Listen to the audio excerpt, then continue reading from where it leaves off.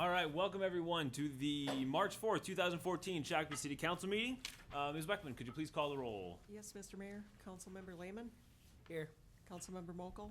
Here. Councilmember Luce. Here. Councilmember Whiting. Here. Mayor Tapke. Here. Everyone please stand for the pledge. I pledge allegiance to the flag of the United States of America and to the republic for which it stands, one nation, under God, indivisible, with liberty and justice for all. All right, we are, tonight is a workshop meeting for everybody, just so we know. We are going to start up here there's a public hearing that we need to work on and consent business items that we need to get out of the way, and then will be the Economic Development Advisory Committee, the Planning Commission, and Council will sit down here once we get to that point of the meeting. But first, approval of the agenda. Item number 3. Any additions or corrections to the agenda, Mr. McNeil? Mr. Mayor, there are a couple of items just on the number of the agenda items, and then consent, since we'll be approving that in number 4. I'll wait till that. But item 10A is being added. That is the approval of a 3-year contract with the Police Patrol Union. That's ready to go now. 12A was potentially a closed session to discuss potential property acquisition. We are not going to need that one, so that will be removed. Mr. Lehman. 10A is consistent with what the discussion of council was? Correct. Okay. All right, anything else for the agenda? All right, seeing none, wow, I got ahead of myself there. Motion to approve the agenda. Councilor Whiting. Make a motion to approve the agenda as presented. Do we have a second? I'll second. Second by Councilor Mokel. Any discussion? Seeing none, all those in favor? Aye. Anyone opposed? Passes unanimously.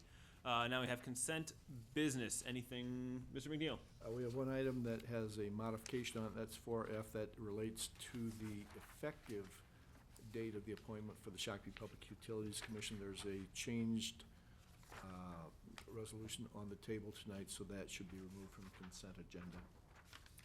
All right, so we need to pull that. Anything else from council? I'd like to take 4E off. 4E, okay. Anything else? Councilor Lehman. Motion to approve the consent agenda with the modifications that are made. Do we have a second? Second. Same with Councilor Whiting. Mr. McNeil, could you please read the consent agenda, please? Thank you, Mr. Mayor. 4A authorizes the appropriate city officials to enter into a general reimbursement agreement between the City of Shakopee and Shakopee Public Utilities. 4B adopts resolution number 7242, which adopts and approves plan specifications and orders advertisements for bids for the 2014 Lions Park Tennis Court Improvement Project. That's project number 2014-6.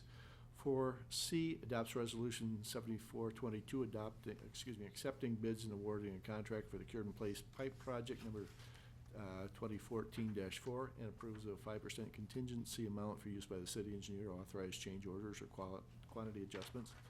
4D adopts resolution 7423, approving plan specifications and ordering the advertisements for bids for the 2014 Bituminous Overlay Project 2014-2. And 4E and 4F were removed from consent agenda. All right, thank you, sir. Any discussion on those items? Seeing none, all those in favor? Aye. Anyone opposed? Passes unanimously. And we move on to recognition of involved citizens by City Council. Anyone here to talk about an item that's not on the agenda this evening? Sorry, trying to move fast to get through. Yeah.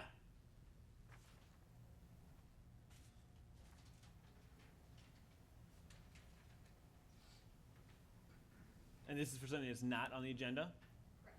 Okay, come on up to the podium. You got 5 minutes. Say your name and address. There's a sign-in sheet up there that you can write it down, possibly. There.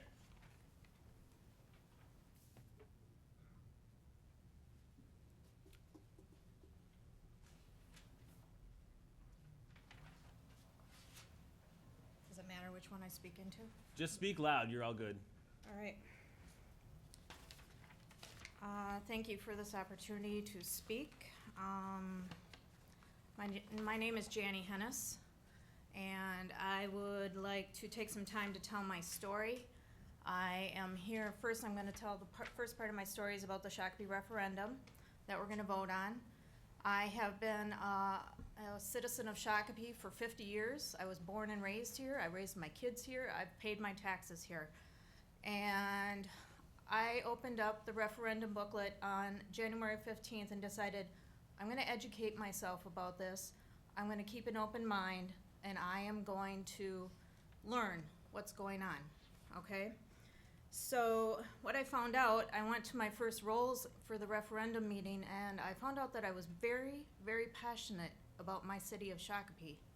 I was very passionate that I did not want 2 high schools in the Shakopee district. And I think there's options that can be looked at.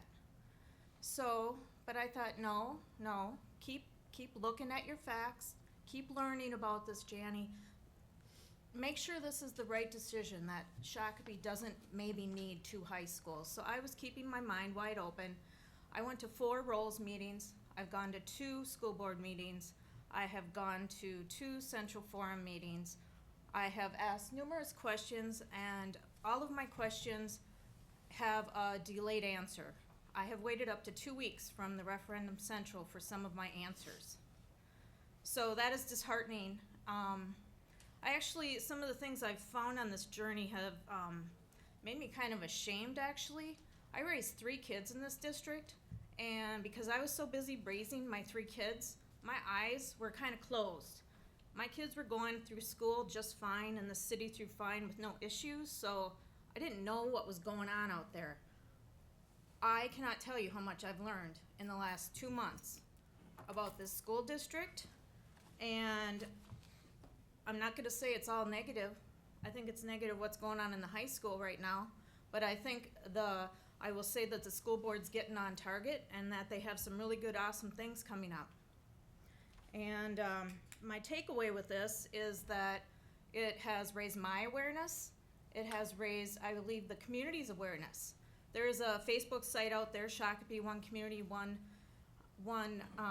School.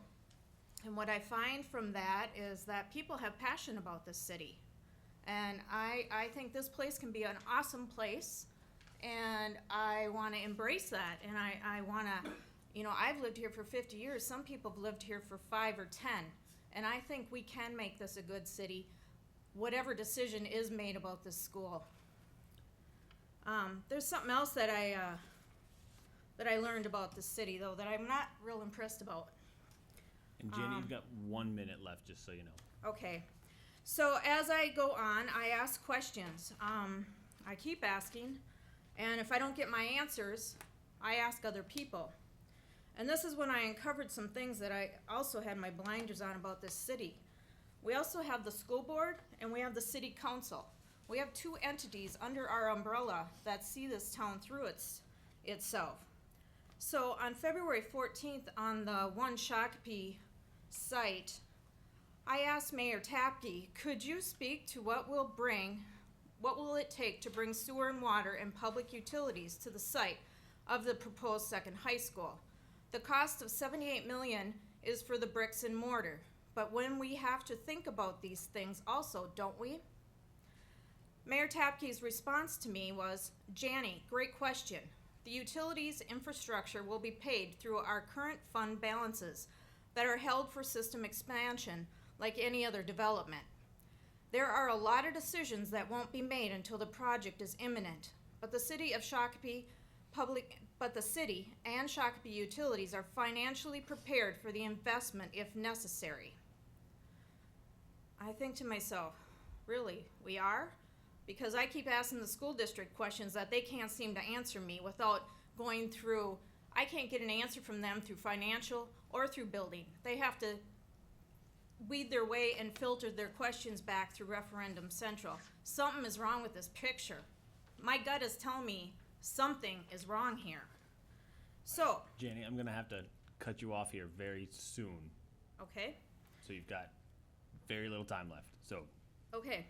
On February 20th, Mayor Tapke, you held a school board. You had 2 school board members, and you did a YouTube kind of thing in support of the referendum.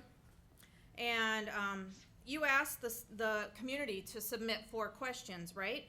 So I did submit 4 questions. I submitted them to your Facebook page, and I asked you to look at those questions, but instead you made me look like a fool by saying, oh, Janie has 4 questions. She has a lot to ask.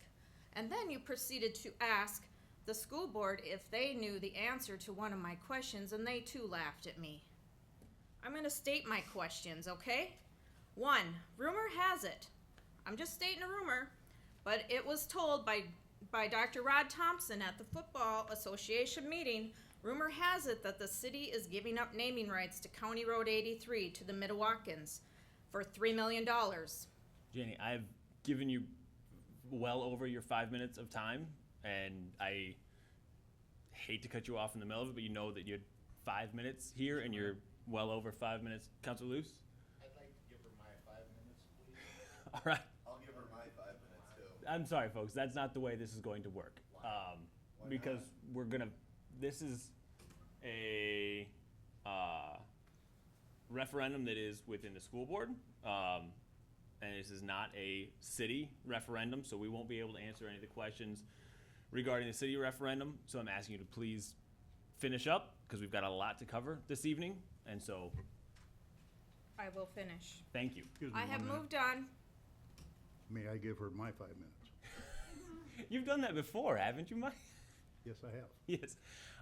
We do need to keep moving. So please make your point, and then we can keep moving. Thank you. Thank you. My point is on February 20th, I posed 4 questions to Mayor Tapke. One was, rumor is that the city is giving up rights to County Road 83 for the Midwalkins, and they will give us $3 million.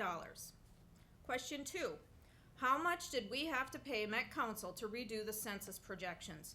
The projections were done in September of 2013, and we had to redo them in January of 2014. That seems kind of ridiculous to me. Third question, rumor has it, by the school board, they're banking on the 400 homes that will be coming in at the Tice land, or also known as the Horton development. So I asked Mayor Tapke to speak to that when this development might be coming, because the school board is saying that we need a second high school based on those 400 new homes. So I asked about the development. I think that is important in deciding if we do need 2 schools for this district. And gentle suggestions by Dr. Rod Thompson and the school board have said that if we build 2 high schools, it is possible that the city will bring another sheet of ice and a new football stadium. Where is the mayor at with this? I asked him. I hear parents have been dialoguing the need for ice for 2 years with you, and we still don't have it. I am not a hockey child, so I won't speak anymore about the ice time. So I asked those questions of you on February 20th. I got the laugh on the YouTube. So I decided to, Cut her off. I decided to ask you again through your Facebook page on the very next day. I know you saw that, but you did not respond to me. So now we're Saturday, Sunday, Monday. I asked you again on your Facebook page, will you please answer my 4 questions? Tuesday afternoon at 3 o'clock, I messaged you again, and it still was not there. I finally heard back vaguely from you on Tuesday night at 10 o'clock, saying that you couldn't find my questions. They were gone. They were there on Monday night. Somebody hid them, somebody deleted them. That's what Facebook does. So, All right. Thank you very much. excuse me, I I'm- have 15 minutes. You don't. You don't have 15 minutes. I appreciate you being here and voicing your opinion. I have just one more thing to say. Please. I sought out the opinion from 2 of your council members, and one of them suggested that you implied that you weren't going to answer my questions because I'm a crazy woman. I'm your citizen. Am I really a crazy woman? Thank you. Thank you.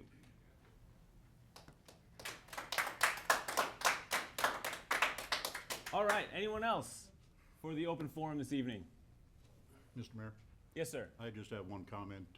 I did check into the costs of running utilities to that property.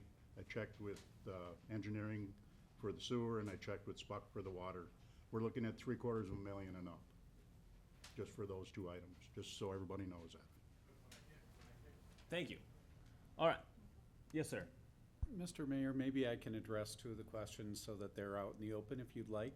I'd like to move on. We've got lots of Okay. things to get done this Very good. evening. So thank you, though. I appreciate that. All right, we're going to move on to public hearing, item number 6A, public hearing for 2014 street reconstruction project number 2014-1, resolution number 7420. And Mr. Wyatt?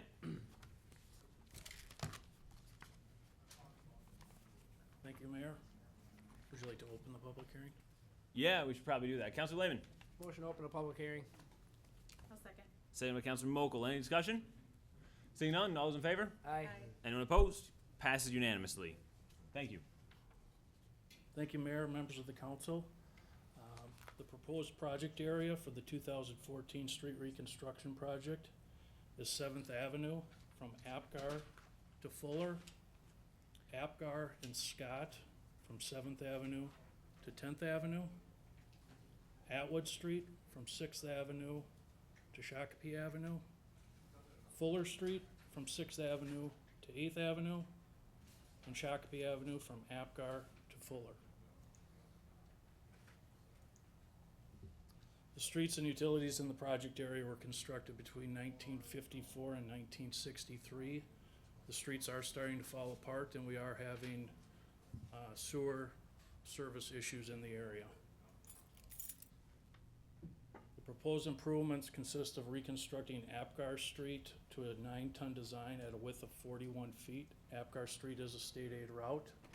The remaining streets in the project area would be reconstructed to a 7-ton design at a width of 37 feet. The current street widths are 45 feet wide, and Fuller Street adjacent to the church is a little wider to allow for some diagonal on-street parking. We are proposing to eliminate this additional on-street parking, and I'll talk more about that on the next slide. Reducing the street width does have a number of benefits. Reduction in stormwater runoff, increased green space, lower maintenance costs, reduction in construction costs, reduced speeds to a residential neighborhood, allows flexibility to adjust street grades and fix drainage problems. We have less impact to boulevard trees, and it does still allow for parking on both sides of the street. The church I was talking about is located on the corner of Fuller and 8th in this area. There is additional diagonal on-street parking all along 8th Avenue adjacent to the church, and the church does have a parking lot on this side of Fuller here. So by eliminating that diagonal parking, you'll still be able to park parallel to the curb, so it results in roughly, I think, 6 or 7 stalls coming out. Proposed storm sewer improvements, we're proposing to add some storm sewer to Shakopee Avenue and replace the storm sewer along Apgar, along with some catch basins at 6th Avenue and 7th Avenue. We're also proposing to replace all the water main and services in the area, and all the storm sewer, or all the sanitary sewer and services in the project area. There is some sidewalk in the project area. A lot of it is just segments that don't go anywhere. We don't need to make a decision on the sidewalk tonight, but right now we're proceeding with plans to replace the sidewalk that's shown in yellow along 7th Avenue. Our plan now is to remove the sidewalk in blue on 7th Avenue that doesn't go anywhere. The magenta color here along Atwood and by the church, we don't anticipate having to disturb that sidewalk, but we would replace any panels that are bad. And the orange sidewalk, we aren't that far into design, but our plan now is if we have to disturb it, we would not replace it. But if we don't have to disturb it, we would just leave it in place. 30% of the street improvements are proposed to be assessed on a per lot basis. Corner lots that only have improvements made to one street will be considered a half a lot. Non-single family residential units will be assessed a half a lot per unit. So say a duplex, that's 2 units, the total is 1 lot. Non-residential uses, like the church, will be assessed the number of equivalent residential lots resulting from dividing the property's front footage by 70 feet. That's the average single-family lot size in the project area. The remaining street improvements will be funded by the Capital Improvement Fund. Storm sewer improvements will come from the Storm Sewer Fund. The water main improvements will come from Shakopee Public Utilities. And the sanitary and sewer improvements will be funded by the Sanitary Sewer Fund. Estimated total project cost is roughly $2.8 million. The estimated assessment rate per lot is $4,760. This is a council-initiated project that does require a supermajority vote to move forward. And I can take questions. Questions? That's Whiting. You had talked about removing parallel parking from the church. Is that necessary for the project? It's not necessary. Just with all the parking that's out there, it didn't seem that it was needed on Fuller for the extra cost. I am planning on meeting with the church this week to talk with them. So, I'd be interested in what their response to that would be. Mayor, Councilor Lehman. Oh, just a correction, Hold on. I think you said parallel parking, they still would be able to parallel park. You're We're talking removing the diagonal. Oh, diagonal parking, okay, I'm sorry. So, correction. Right. Councilor Lehman. I have two questions, Mayor. First question I have is, I don't know if they do funerals out of that church or not. they do. Okay. So would that affect their funeral procession type deal? You'll find that out when you meet with them? Yeah, we actually, the day we were out taking pictures, there was a funeral going on there. Okay. And that's when I noticed that for the funeral, not all the parking was being utilized, so I thought, and I'll meet with the pastor, but Okay, what so are we talking, a half dozen I'd times? be curious a to year? know how that affects that. And then my second question, Mayor, is, and it might be for either engineering or Spuck liaison, but the water lines, how old, 50-some, 60-some years old in this area? When the road was built? Yeah, 50 Or plus, older, I would assume. 50 plus, yeah. Does the new material that they use for the water lines less apt to freeze than what's currently there? Not that there's a freezing issue up here, but just kind of looking forward with the problems that we're running into. Or, Not- and what's the depth? Are we gonna go deeper, or are they deep enough already? The standard depth would be 7.5 feet. We would stick with that. The material is less likely to break. It's not less likely to freeze. Okay. Councilor Whiting. Regarding the sidewalks, we've always tried to be, strive to be a walkable community. Removing sidewalks is always an issue, but some of these you said are just partial. Yeah, if you can look here on the map. So on Fuller Street here, we have orange. Well, there's a missing chunk right here, and there's a lot of landscaping and things in the way, and that's probably why that segment was never connected. And the same with over here on Atwood. This segment's not connected. There's just a little chunk here in front of one lot on 7th Avenue. Typically, we try and replace sidewalk on only one side of the street now when we redo it, or what is our? Well, as far Standard as I procedure. know, our only standard right now is to put sidewalks on collector routes, which none of these are collector routes. But since there is sidewalk already there along 7th, and it is connecting to something, we thought we'd replace it. When we do sidewalks, is that assessed to the homeowner, or is that something that the city puts in? 30% of it, it's So it is part of the total package? Okay. Total project cost. Councilor Luce. I've got some input on the parking restrictions. If there's an alley, I believe the police department concurred last year with Atwood that if you had someplace to park, even if it was on grass surface from the alley, that you would, they would be allowed to do that. And I would just like to see something in writing so that the residents know they're not gonna be in violation. During construction? During the construction.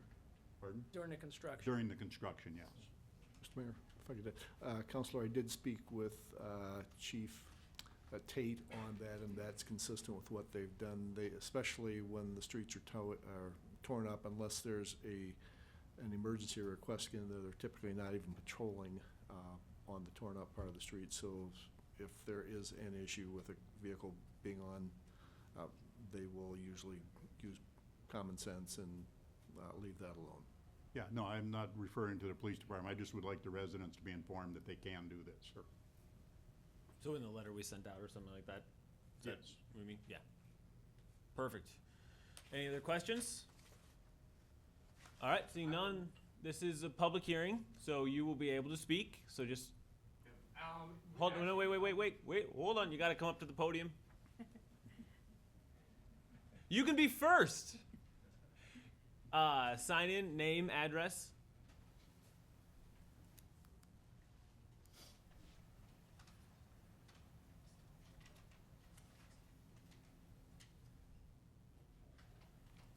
Hello, thank you for your time. I was just actually going to bring up an issue about the sidewalks. I'm a walking, non-driving citizen of Shakopee. And I'm just looking at this, and that any time that we take out sidewalks, it seems like a step back. Like, wouldn't it be more efficient just to connect the existing ones than to remove and then add? Like, we're adding 2 blocks, and then we're taking out a block. Wouldn't it be just better to connect the purple lines instead of remove them, or add? Because then I walk down the streets every day, and especially in these non-main streets, which are perfectly maintained, they're plowed, I walk everywhere perfectly fine, but then I get to these residential areas, and then I'm walking on the side of the street, walking around cars and walking around other people walking. They're slippery right now, they're unsafe. To take out, I think, might be just a little step back. Thank you. Could you also state your name and address, just for the record? Andrew Woodworth at 205 Namkeek Street. Thank you, Andrew. I appreciate it.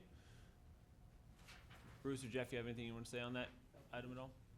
Okay. Mayor, members of the council, we're not against sidewalks. It's just that their sidewalks are not going anywhere. And if they're not going anywhere, they really aren't they're just more like a private sidewalk. And being in the public right-of-way, there still are liability. And if anybody trips or they're not maintained, then we get the lawsuits. So we looked at it and we've looked at other areas. The way the area developed, at some point in time, sidewalks were not extended for whatever reason. And we don't know that history. But we do have sidewalks on 6th Avenue on our collector routes.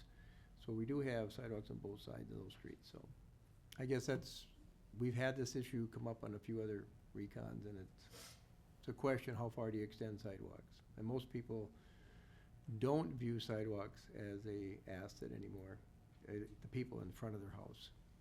Okay. Councilor Lehman?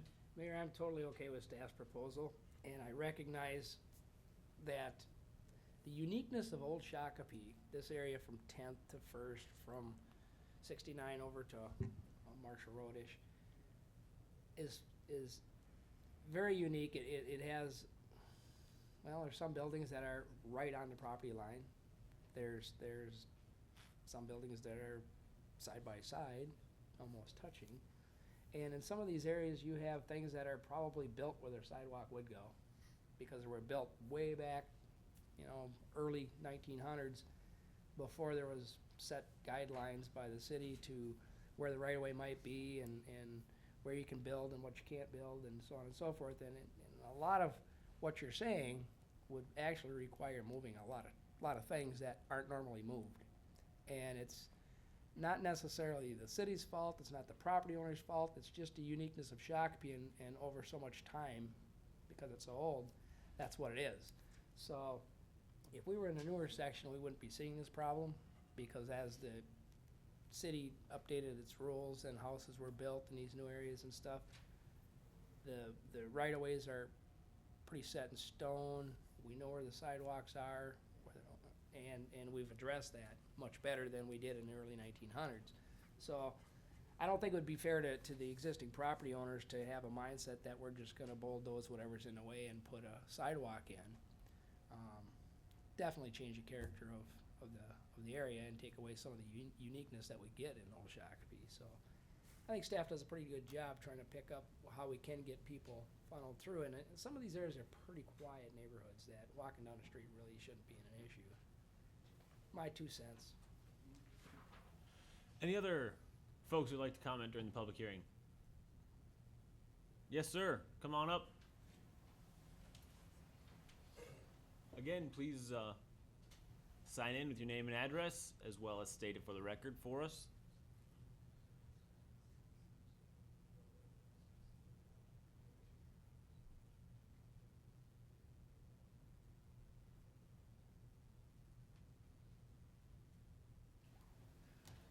Yes, my name is James Jensen. I live on the corner of 6th and Atwood, 306 6th Avenue West. Regarding the street reconstruction, what I've been seeing from reading this, I think last year you did one of the streets, one of the blocks on Atwood, up on 6th to Shakopee Avenue. You brought the street smaller. It's gonna cause problems having that run down, all the way down, for people, if there's 2 cars parked on both sides and 2 trying to get through that intersection. I saw it first time on hand on Sunday. People must have been having parties up on that block. Both sides of the street were parked cars. You could not fit 2 cars between there with 2 parked cars across. Now, Atwood Avenue, Fuller at one time was gonna be the main street through.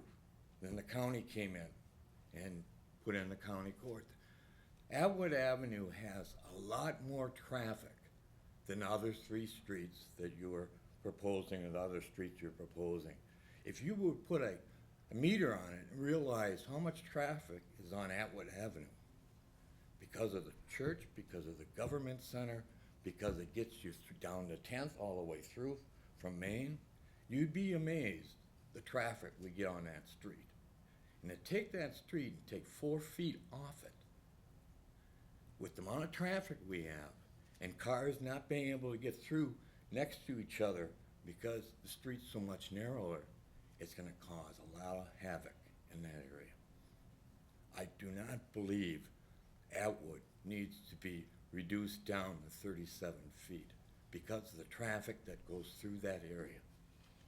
And if you don't want to believe that you can have a point where 2 cars are parked on both sides and 2 get through, I'll be more than happy to get enough cars to show you it can't be done.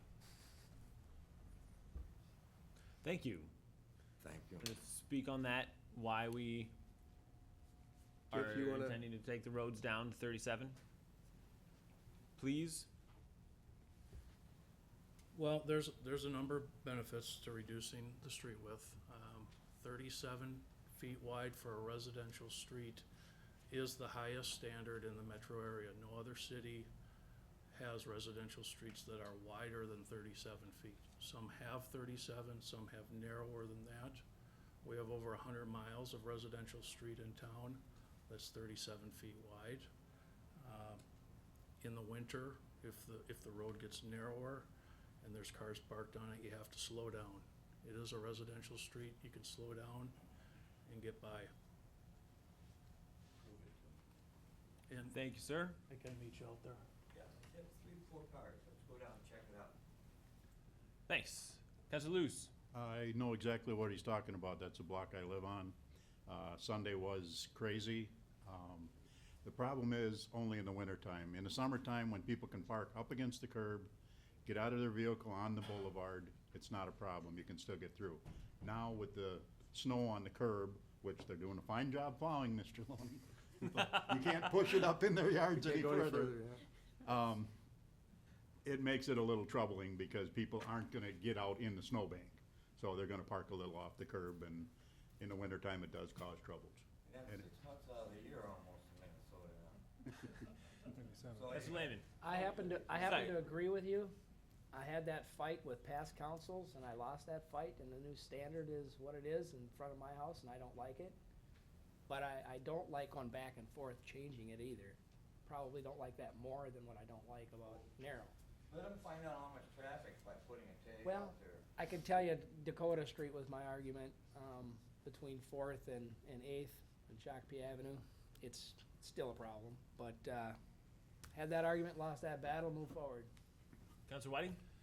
You know, I agree with the smaller roads being an issue, you know, especially in the winter and removing the snow. In Lower Town, we have the unique kind of situation that a lot of homes, maybe not in this area, but maybe farther to the north, don't have as much parking space, don't have the garage space or the lot. So a lot of people do park on the street, and it does become an issue. So anytime we're taking something and shrinking it down, I have a problem with that too. Because, I mean, there is efficiencies with plowing, I understand that, and less runoff into the river, so I understand those issues too. But when you're going backwards, along with removing sidewalks, I have a concern with that, you know, and shrinking the streets. I'll That's, support widening the roads with you if that's what you wanna do. I don't want to widen it, I want to keep it the same. But All right, anything else for the public hearing this evening? Yes, sir. You know the gig by now?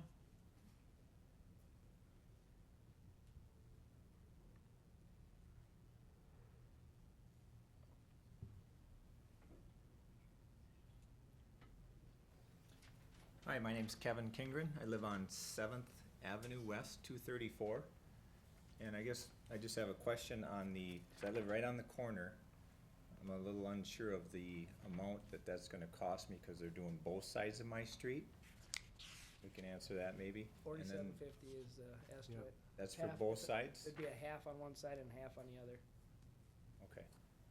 And that's payable in a certain amount of time? Is there, Yep, if I that's were- an estimate, and it's Okay. usually high, but we'll see once the bids Fair. come in. And that's payable over 10 years. okay. Is there any, Hold on just a second, Mr. Yeah, Loney, so get let that. I'll get to his question. This is a public hearing to decide if the project should go forward. okay, And then there will be another public hearing when the project is done and the final dollar amount is known, and you'll get a notice on that. Yep. So, and that'll spell out the terms. Usually it's a 10-year term at a certain interest rate. I think the last few years it's been around 5%. And so you'll get that information at the second hearing. okay. And there'll be Right. another meeting for that, or? Yes. Okay. And you'll the be other- noticed for it, and you'll know that it's gonna happen. Okay. The other thing I had is, I'm right on the end of that purple line, and I don't have a sidewalk. That's right where it ends. And if you look at that photo, my house is closer to the street than that whole block. So if they put a sidewalk in there, it would be right up almost against my house. So I'm opposed to that. I like the idea of not having a sidewalk on that part of it. And as long as there's one on the other side, I think that's a great plan, so. Thank you. That's what I had, thanks. Counselor Lehman? Which color sidewalk is in front of your house here? The purple, 7th and Atwood there. There's that one spot where it's not to the corner, Okay, and my house sits closer than the other houses. okay. So where the blue would It's blue, continue on yeah. is the one that you're concerned about? Right.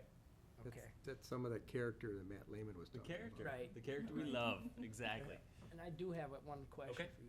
Tell me what the streets are like in your neighborhood from your perspective. The one on Atwood Street is in pretty tough condition.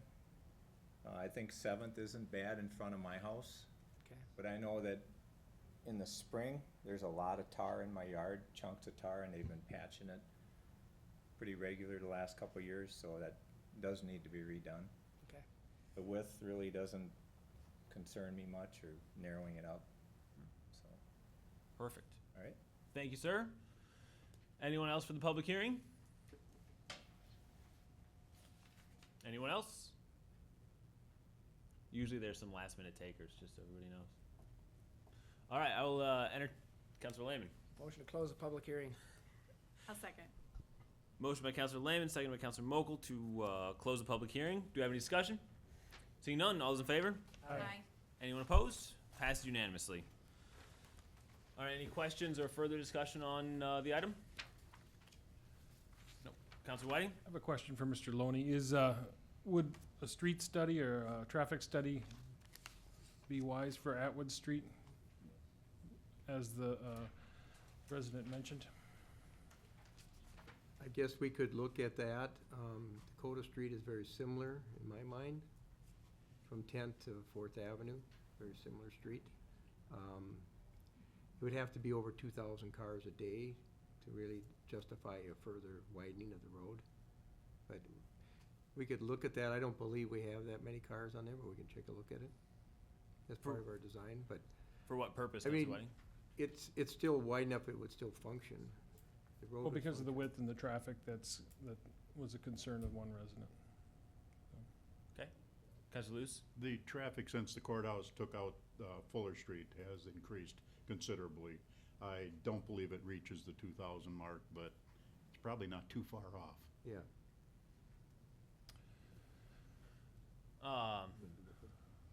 We can look at it. Yeah, no, We'll take a look at it and see what we can determine and take maybe another traffic look at it.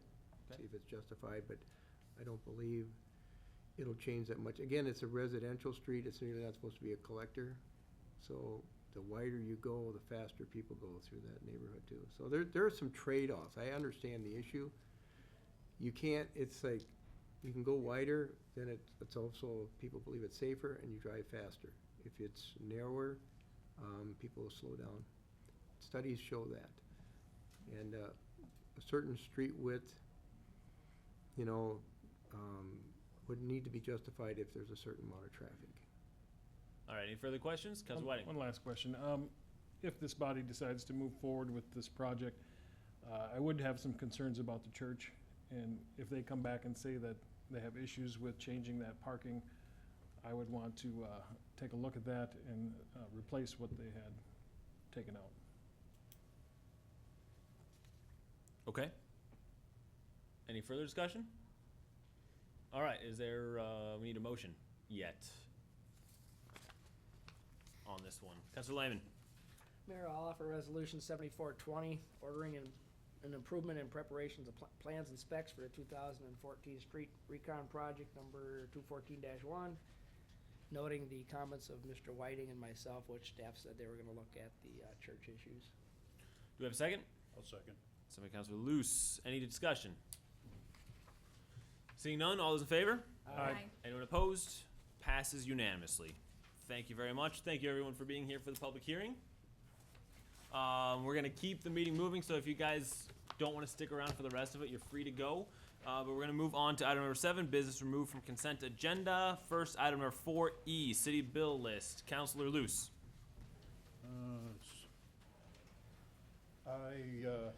With the end of Dick Sanitation's run, I'm just wondering if we keep some kind of reserve fund for possible problems with residents down at the end. Mr. Mayor, the unpaid fees, whatever they might be, are the responsibility of the homeowner or the property owner and Dick Sanitation. We are not obligated to make them whole. You will, however, have 2 public hearings this year for unpaid garbage assessments. One will probably be in August as a result of the contract changeover. Anybody who hasn't paid as of June 1st would be on that. But there's no reason that I would see that we'd need to keep a reserve for that sort of thing, if I understand your question. I guess I maybe didn't make my question properly. I'm looking at if there's a problem with the resident being billed for some damage to a cart and they say they didn't do it, and Dick says they did. I think we need some money there for disputes too. We do have a $2,500 deposit on file now from Dick's, and if that is necessary, we could look at that. But I've not heard that sort of an issue, but if someone has that, we'd like to know about it. Okay. The other thing is, maybe not the proper place to bring it up, but I want to speak to the scale costs. I was under the impression scale was supposed to be saving us money. Some of these bills are rather large. I guess I may have to speak with the liaison and work that out. That is but, perfect. I think maybe Julie should be in on it too, so I just wanted to bring it up because we're supposed to save money. We're not supposed to spend more. So Exactly. Those are my 2 items for that one. All right, do you wanna make a motion then? I'll let Matt make it, he's better than me. Oh, jeez, you gotta get in there sometime, I know. Mike. I gotta Matt, practice. Councilor Lehman. Motion to approve the bills in the amount of $369,606.53. Electronic transfers in the amount of $343,872.50. And I suppose we could put a Matt Lehman council perk in there for a couple bucks. No, I better not do that. For a total of $713,479.03. Do we have a second? Second. Second by Councilor Whiting. Any discussion? Seeing none, all those in favor? Aye. Anyone opposed? Passes unanimously. Item 4F, appointment of Commissioner for Shakopee Public Utilities, resolution number 7427. Counselor, we'll just say counselor. Yep. We understand. Mark. There was an issue that was brought up to me today regarding the effective date of Shakopee Public Utilities Commissioners. I was advised that it is April 1st rather than March 1st. We do have a resolution going back to 1986, which showed it as being April 1st. Regardless, you could adopt this tonight just with the effective date being changed by the 30 days. We'll probably want to do some additional research on that to see if there's merit in reverting back to the previous practice over the past few years of having everybody go at March 1st. For tonight, however, if you want to make adopt the resolution, it would be effective April 1st. All right, do we have a motion for adopting resolution 7427? I'll make a motion to adopt resolution number 7427. Do we have a second? I'll second it. Second by Councilor Luce. Any discussion on this item? Councilor Lehman. Does the resolution have that date on it? It does have it on it. Never mind. All right. Any further discussion? Councilor Yeah, I Luce. would like to say this was an interesting appointment. I had a lot of input from different people. I had the current mayor, a former mayor, a couple of council people, and a lot of people were in favor of this appointment, and I just wanted to let everybody know that I think the person that's being appointed is gonna do a fine job, and I think his enthusiasm is fantastic. And that person being appointed is? That person is Jordan Olson. Very good. Good job, Jordan. Any other discussion? Seeing none, all those in favor? Aye. Anyone opposed? Passes unanimously. All right, entertain a motion to recess for economic, Do have item 10A, which was I'm sorry, okay? EDA, correct. EDA. I thought you were during the whole meeting, so. Sorry, well, item number 8, recess for Economic Development Authority meeting. Entertain a motion. Councilor Whiting, I'll make a motion to recess for the Economic Development Authority meeting. do we have a second? I'll second. Second by Councilor Mokel. Any discussion? Seeing none, all those in favor? Aye. Anyone opposed? Passes unanimously. President Lehman. Call the Shakopee EDA to order. Will the secretary please note the roll? Yes, Mr. President. Thank you. Agenda's in front of you. On the agenda is no consent items and no general business. So, since we have already called the meeting to order and it is open, a motion to adjourn would actually be in order I'll make a motion to adjourn to, to March 18th, 2014. I'll second. motion by Kathy Mokel, seconded by Mr. Luce. Any discussion? Hearing none. All in favor say aye. Opposed? Motion passes. All right, we reconvene the Shakopee City Council meeting. Go on to item number 10A, approval of 2014-2016 patrol officers contract. Ms. Wilson. Thank you, Mr. Mayor. The contract before you tonight is the third of 3 union contracts that the city has. All 3 expired December 31st of 2013. As I noted, the other 2 have already been settled. So the following contract has been negotiated. It is with Law Enforcement Labor Services, or LELS. They represent the city's 36 patrol officers. The terms of the contract are a 3% general wage increase each year of the contract, $25 increase in the annual uniform allowance in years 2014 and 2016. It trades the Good Friday holiday that they currently have for Easter Sunday as a holiday instead. It extends a shift differential of $140 per month that is currently paid to the crime prevention officer, so that it is also paid to members of the street crimes unit. It makes several changes to the pay for performance system. First being that it increases the fitness pay that officers can earn from $40 a month to $60 a month. In exchange, they must meet the Cooper fitness standards, which is a 1.5 mile run, push-ups and sit-ups. It increases the amount of money they can earn for having a master's degree from $30 a month to $60 a month. It adds a new component of $60 per month for those that speak a foreign language. It eliminates two components, the skill assessment and the performance review dollar amounts, and rolls them into the base wage. And lastly, it provides a one-time or 30-day window for current officers to make a new selection between the longevity plan and the incentive pay plan. And it requires new hires to make a one-time selection between the two sometime during their first year of employment. The items with an asterisk next to them are identical to the terms of the contract negotiated with the Sergeants Union. The two items that do not have a asterisk are unique to the Patrol Officers Union. So I'd be happy to answer any questions you might have. Questions? Councilor Lehman? Excuse me. The 140 per month shift differential for crime prevention officer and street crimes unit. I don't believe we have a sergeant in that, do we? No, this is for the patrol officers. Right, so it's not something that they could have as a sergeant. No, there's 'cause no they're not in it. asterisk beside it. Correct, yes. That's why they're, yep. Right, that's what's different from theirs. Yeah. Yep. Do you know how many people are in that, street crimes unit? I believe it's an appointment of 2 officers for a period of 3 months each summer. Okay. It's a good program, I like it. It's effective. I was gonna ask if we could hear the story again. But Nice job. it is a great story. Any further questions? Do we need to hear the story? At a later date, not tonight. All right, thank you very much, Chris. Great job. Entertain a motion to adopt the patrol officer's contract. Councilor Whiting. I'll make a motion to adopt the patrol officer's contract and authorize the proper officials to enter into the attached labor agreement with the law enforcement labor services on the behalf of the city police officers. Do we have a second? Second. Second by Councilor Luce. Any further discussion? Seeing none, all those in favor? Aye. Anyone opposed? Passes unanimously. Thank you very much. I will entertain a 10-minute recess, so we can get everybody settled. Councilor Lehman, Motion for a 10-minute recess? do we have a second? Second. Second by Councilor Whiting. Any discussion? Seeing none, all those in favor? Aye. Anyone opposed? Passes unanimously. We are in recess for 10 minutes. Thank you very much, everyone.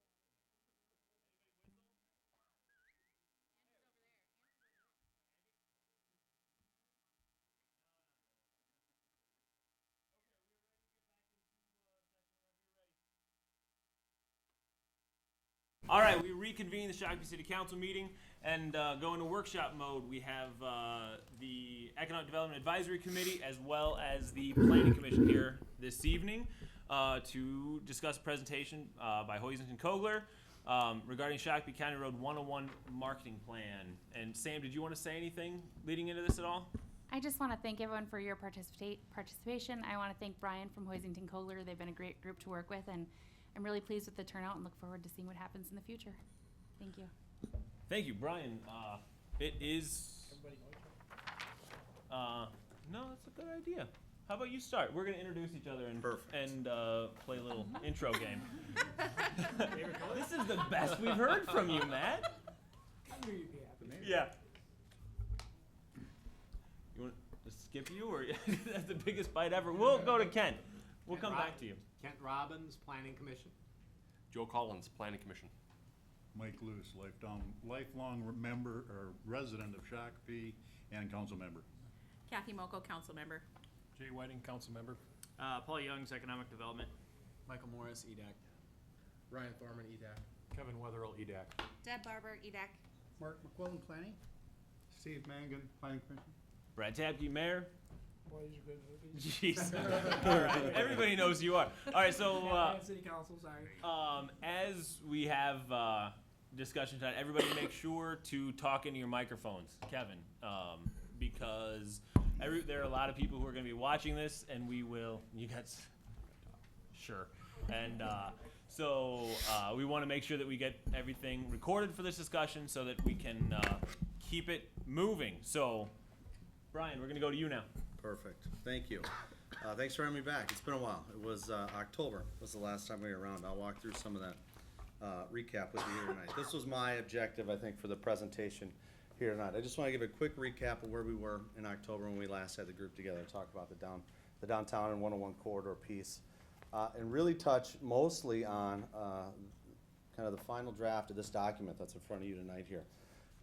The three core topics, the vision and guiding principles, the marketing plan actions, and I'll talk more about that as we go through, and then really kind of a implementation strategy for the long term as part of this process. And I think what I'm most interested in tonight, and staff and others, excuse me, is really the group discussion. You know, what's your reaction to this? Are we on point? Are we missing some things? You know, how can we help advance this further? So from there, we'll jump in.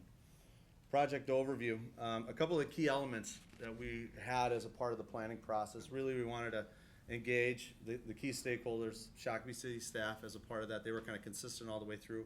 We had an open house with downtown business owners and residents in October to gain some of their input and feedback. Really evaluate and recommend the best solutions for land use, transportation improvements. Some of that's kind of reactionary to some of the increased traffic volumes you'll see. Part of the 101 bridge expansion, some of the forecasted traffic numbers on 101. Think more about some of the targeted economic development strategies. And with that, then how do we build a roadmap to get there? You know, how do all these pieces start to fall in place? And the other end of it is how can we really turn it into a marketing tool, entice people to be here within that corridor? So part of it's the storytelling component to it, and part of it is the real logistics of figuring it out. When we originally started the project, we had it broken into kind of two areas. This on here for reference. Here's Highway 169, 101 bridge, 101 corridor as it moves through town. We had a very large area on the east side of town that essentially when we got together as a group that said, you know, that area is generally industrial in nature. It has kind of the amusement and entertainment pieces in it with Canterbury and Valley Fair, but that's the area that we think will just continue to evolve as a jobs-based, employment-based, industrial-based area. But you know, where we really want to focus some of our efforts and energy as a part of this project is in the downtown. And we'll call that generally the area from, let's say, around Marshall Road on the east side all the way out past just to the edge of RAR, let's say on the far west side of downtown in that corridor. Really from the riverfront and a few blocks south of the rail line, you know, most of the area is right in that core stretch right around the roadway. So some of the key steps, and as I mentioned, a lot of this had happened back in October. We had the open house. We had about 50 participants at Turtles. It was a great venue to have that. A lot of people involved. We had about 40 comment cards, responses to some kind of targeted questions that we asked about, how could we, what are some strategies for improving some of the business climate? What would you really like to see downtown over the long term? A kind of compressed set of a staff workshop, a developers roundtable, and again, this joint work session that this group was at in October. And kind of coming out of that, two big focus elements to help us kind of get our heads around what the plan was supposed to be about. That element of focusing on the downtown First Avenue corridor, Robert Marshall Road, and develop an action plan. It was a term we heard kind of at the tail end of the meeting, but it began to make sense about how you can do all of this kind of in a limited window in time, but really set the foundation for how the future can improve here in the downtown area. So how can we organize all the various thoughts and ideas that came in from the general public, agencies, groups, constituencies? How do we then identify and sequence the key steps to move it forward? And how does it not just sit on a shelf, this plan? How does it become a tool that people can actively use over time and throughout the planning process? So an overview of the plan itself, it's really broken into 5 chapters. What I'm going to focus on here in the next few minutes here is the last 3 there.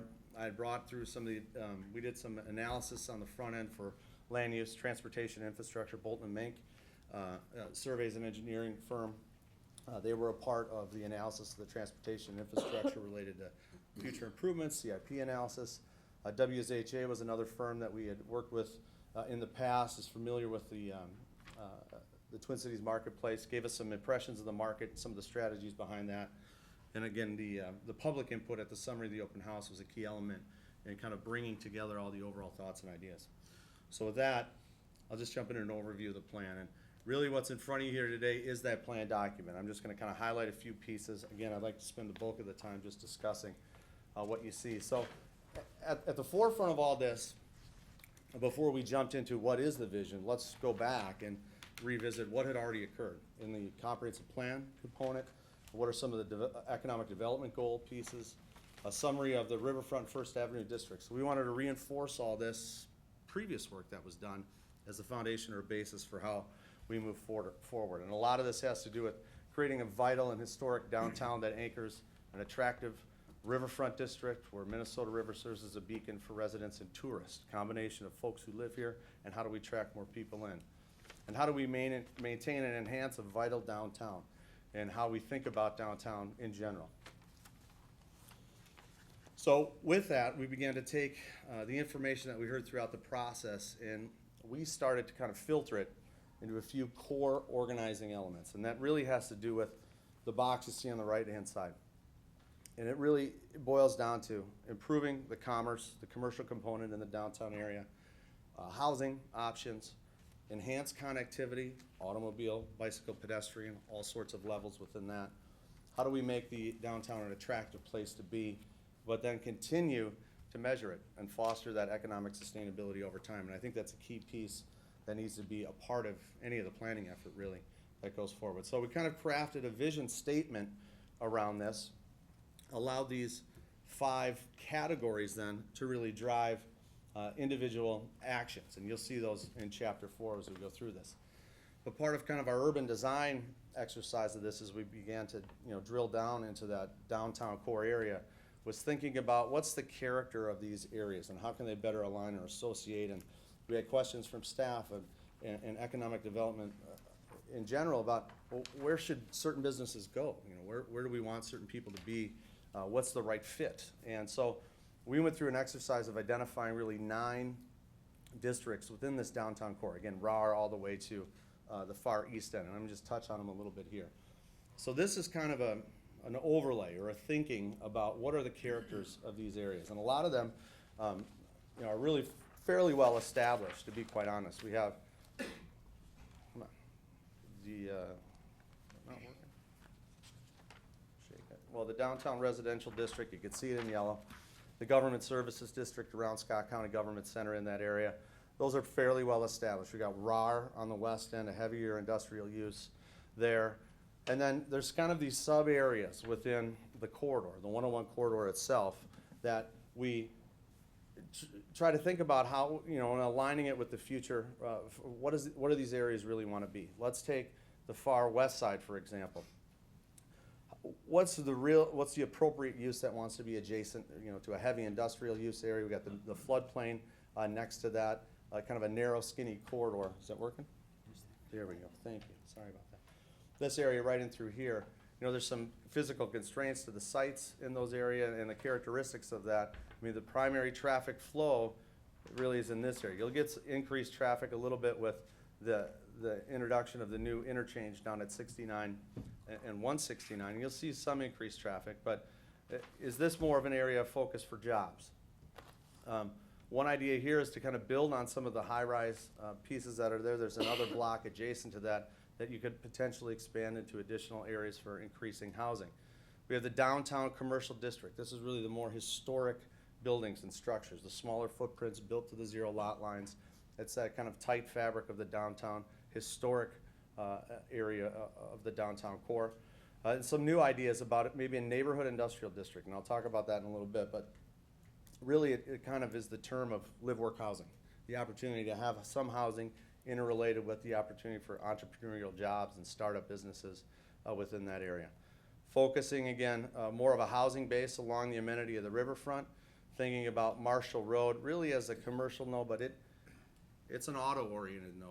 I mean, there are bigger dimensions there for the development pattern out there, a lot of traffic at that individual intersection. And then last but not least, we have what is, very difficult district to kind of pin down. It's really a mixed-use district today, intermix of residential uses, commercial uses, service uses are all within that. And how could that evolve over the long term? Not to mention the implications of the rail line in that area. So that's a very, very difficult area to look at. As a part of this, we also developed a few, and I'm going to get back to these at the end of the presentation. They're at the tail end of this as well. But this is also kind of help conceptually think about how this area could evolve over the future. So what you see here today or on the screen is really maybe a snapshot, 20, 30 years out, about how transformation could occur around the downtown. So you have areas along that West End riverfront employment district that may go more jobs-based, more of an increase in higher density housing right adjacent to the commercial core to help support some of those downtown businesses and some of the ideas of live-work housing in that area, in that neighborhood zone here. Here, again, an intermixed component. A lot of this has to do with the combination of potential long-term traffic implications where a four-lane divided roadway section may come for 101. There could be improvements at the railroad crossings that could alter transportation plans in that area, but there's also opportunities adjacent to big amenities like Huber Park and the riverfront there as well. So a lot of this was kind of hypothetical about where some of the logical maybe locations would be. Look at some of the lower hanging fruit, where the vacancy areas, where are used car dealer lots essentially, where there's not a big development footprint. And just kind of do an analysis to see how that could transform over time. But again, it builds on some of the ideas you'll see in the action plan about focusing more housing near the downtown core itself, the transitioning to more residential against some of the amenities, focusing commercial areas near maybe the Market Street intersection if that's a desired location for a crossing. But we can come back to these as we go forward, but that's just to kind of give an idea of how some of these tools or how it could be applied over the long term. So as we move into chapter 4, the marketing plan actions, we try to categorize these around, again, the business climate, housing, etc. So what we've done here is try to take all the feedback we heard from the general public, the work session that we had, some of the past planning efforts, and kind of coalesce it all into a kind of clear and concise message. And we'll take this all the way through and bracket these with an implementation strategy or a matrix even at the end. I'll walk through that as we go forward. But so some of the key pieces that we're talking about really is focusing on the downtown core. And when I talk about the downtown core, it's that historic district, the one that's the true identifier for kind of downtown Shakopee. It has the historic characteristics, the pedestrian components right along First Avenue there against River City Center, Turtles, all those component places right within there. Continue to develop that and enhance that as an experience. We want people to come often, stay longer, spend more time and money in that area. Thinking about a blend of uses that are currently lacking in the downtown. A lot of what was discussed was a female-oriented business clientele is not present in the downtown. Shopping, boutique stores, that kind of a thing. Also, how can we leverage some of the bigger employment bases with the coffee shop, cafe, other after-hour components with that as well. Grocery store, could that be a piece? Could a small theater be an angle as well? So trying to find that unique blend of businesses. Thinking about the riverfront as a key asset in bringing in more economic growth into the downtown. The River Rock Loop connection, we talk about that as a way to get people off the natural trails of the Minnesota River Valley into the downtown, whether it be through the grade separated crossing on the west side or an enhanced crossing at 101 in the First Avenue entrance on the east side. You know, is there a chance to incentivize more recreation businesses such as outfitters or equipment rental shops, things of that nature, maybe even blended in with Huber Park or on that east side. Consolidating commercial and the retail areas into key nodes. We have we'll call it the more pedestrian, walkable commercial district, the historic district. We have the First Avenue, Marshall Road commercial node that's really more auto-oriented. And then trying to bring all of those other areas that are kind of spread out along that First Avenue corridor to where it makes sense in the long term with rail crossings and intersections along a four-lane divided section, and really around the energy of some commercial businesses that are already there. We have the Russo, the old hardware store site, and Red Owl Grocery is a vacant site that sits in there. So thinking about those three areas is really the commercial components, and then building off of that with service uses and residential uses beyond that. When we were going through the discussion, it was also, you know, key destinations in the downtown, the brewery component, the distillery, those are all great ideas. How can we continue to develop that, even leveraging some of the history of Shakopee at downtown core itself. The command center was talked about at the time, back in October, of a potential site for that, but some of the limitations for these more destination-oriented businesses were lack of parking, lack of visibility. Sites are too small. How can we overcome that or help facilitate some of that transformation?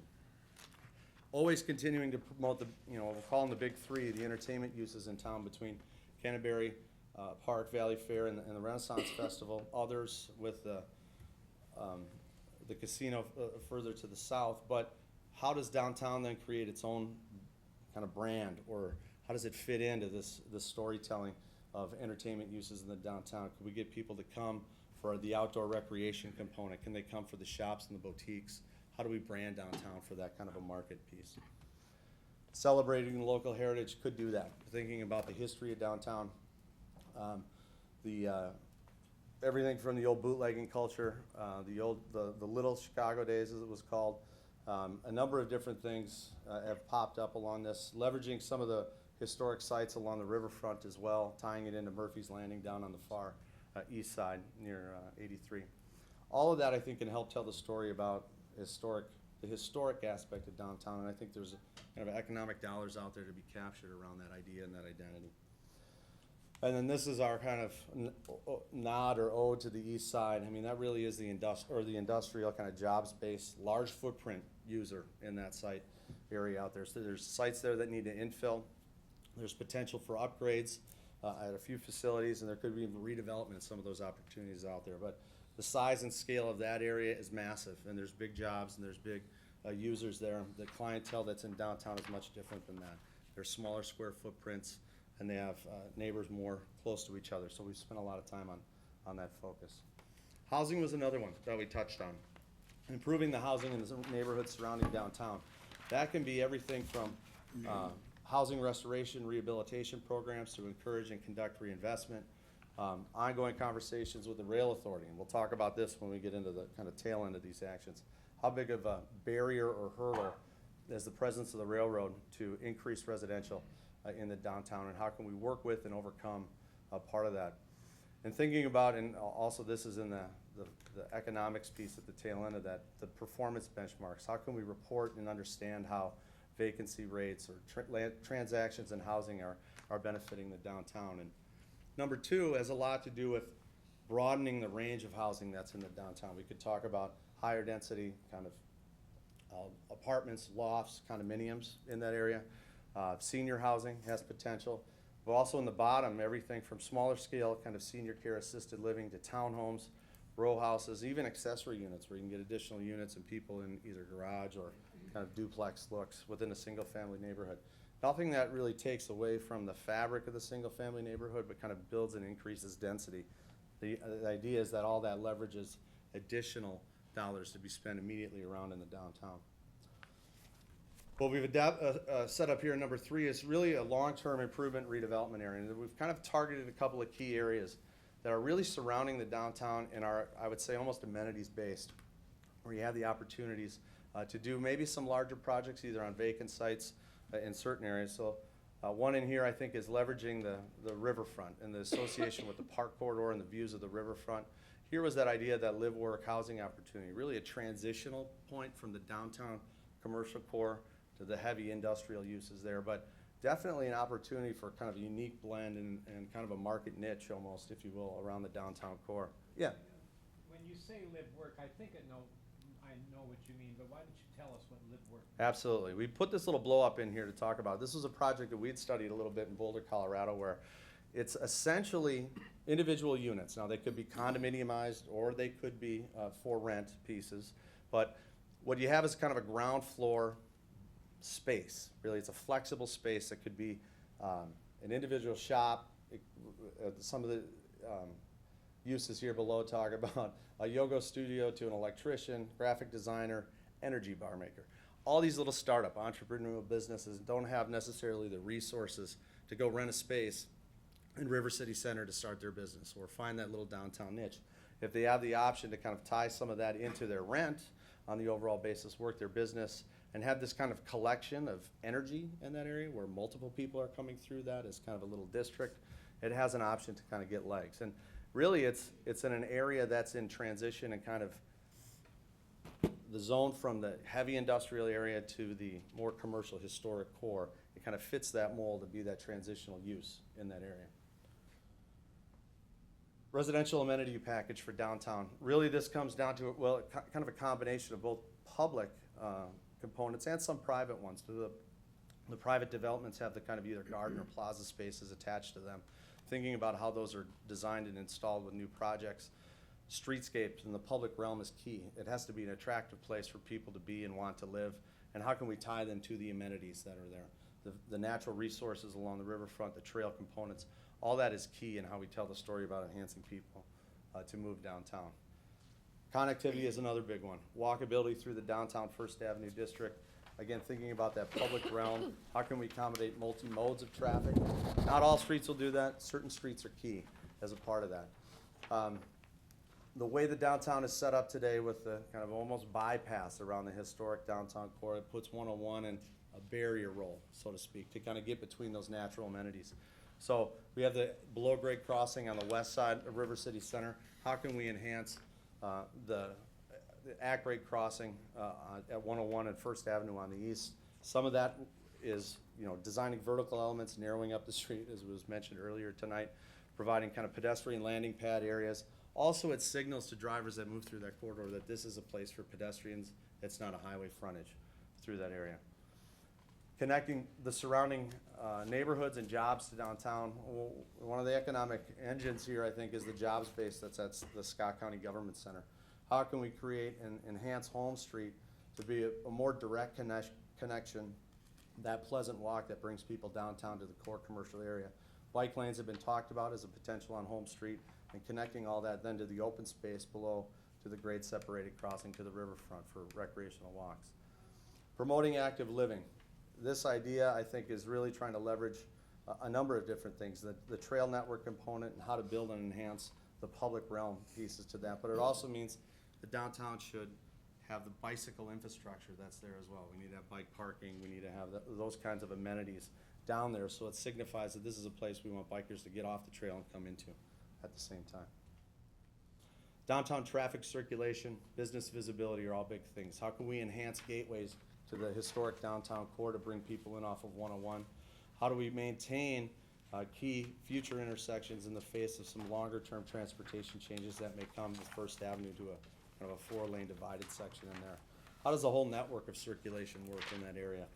And some of the, I'll get to this in the concepts at the tail end, but how does all that work with the development or redevelopment planning that's there? Improving parking in the downtown. Some of this can be a small scale approach all the way up to, do we look at something more municipally done as a deck or a parking structure? And that, over time, you may face that as more intensity of development may come around the downtown core. But how do you develop shared parking strategies in the interim, thinking about assessing the city code for reducing some of the amount of parking that's needed and going to more of a district-wide parking approach in the downtown.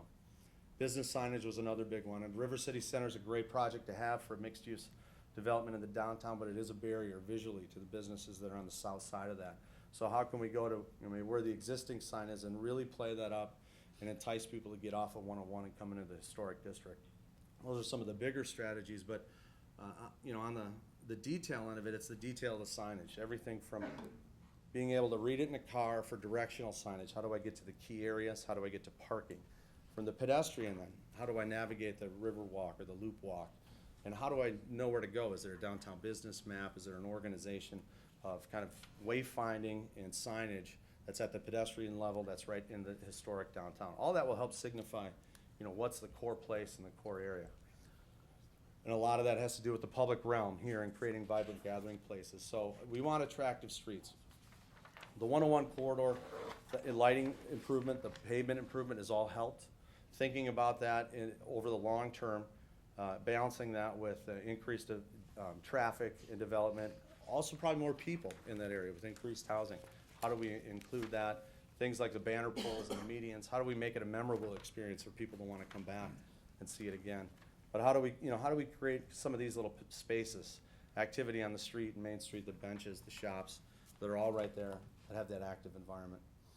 Some of that has to do with some outdoor plaza spaces. One thought was to bring a smaller one in on the south side, the River City Center area, right at that plaza, Lewis Street and First Avenue. Maybe that's developed into a more dynamic space, interactive fountain component, something for kids and families to be at for a couple hours on a Saturday while they're doing shopping. Maybe it's bringing in the farmer's market to that downtown corridor area to activate it rather than out on the corner of Marshall and First Avenue. And thinking about areas for outdoor dining, are they kind of on the ends of some of the bump out islands? Do we have little cafe seating up against the building? Our back alley spaces, opportunities to enhance that for outdoor seating as well. Again, it's all about having the environment and the place for people to come, stay longer, spend more money in the downtown. So some of the economic stability pieces at the end. Hold firm to the vision. A lot of this has to do with the way we've kind of set up the document and this checklist approach that we go through it, but making sure we just don't let anything in the door as a project. And we kind of hold firm to the organization of where the certain kinds of businesses should go, and that we're marketing the right kinds of businesses to go to those locations. Strategies to help promote and improve the downtown business climate. Everything from kind of a coordinated business owners, a Downtown Business Owners Association, rewards card, frequent user card, we've talked about that. Key events in the downtown, both north side and south side of 101, so at Huber Park and within the downtown. That farmer's market idea, but that could also be kind of the flea market, our performance, exhibitions, components, or a downtown business crawl to help promote that as well. One thing that was talked about, and it was kind of a joint program back on the October 10th meeting that we had at Turtles, the Minnesota Main Street program. Thinking about that as, or at least considering membership in that as another means and really a resource in how the downtown continues to evolve over time. And with that, and I think there was a downtown partnership that has kind of disbanded since, but all of those steps on the bottom there, and maybe it's looking at a kind of a part-time person to help really be the champion for just the downtown. So downtown business owners have a place to go to hear their voice at City Hall. And other things that have been talked about, I think, are really creating that joint web-based marketing component that has the database of the downtown businesses within it, property search engines, all that, so it's all in one place to go. So we're hitting the right mix of businesses and uses in the downtown area. A number of them here, considering a range of city participation with redevelopment, and that can be looking at everything from the Scott County program of kind of a land banking piece. If there's options out there where property owners are willing sellers, looking at a willing seller, willing buyer program as a part of that piece to begin to think about some of the missing teeth or the dominoes that need to fall to create those larger sites that would enable redevelopment. A range of redevelopment finance tools. And not every project is gonna need every one of these. Some of them will be very small, others may require more, but having a palette or a menu of options to consider, I think is key. And investigating the current modifications, or investing modifications of the current zoning controls, excuse me. But a lot of this has to do with the term mixed use on that 101 corridor east of downtown.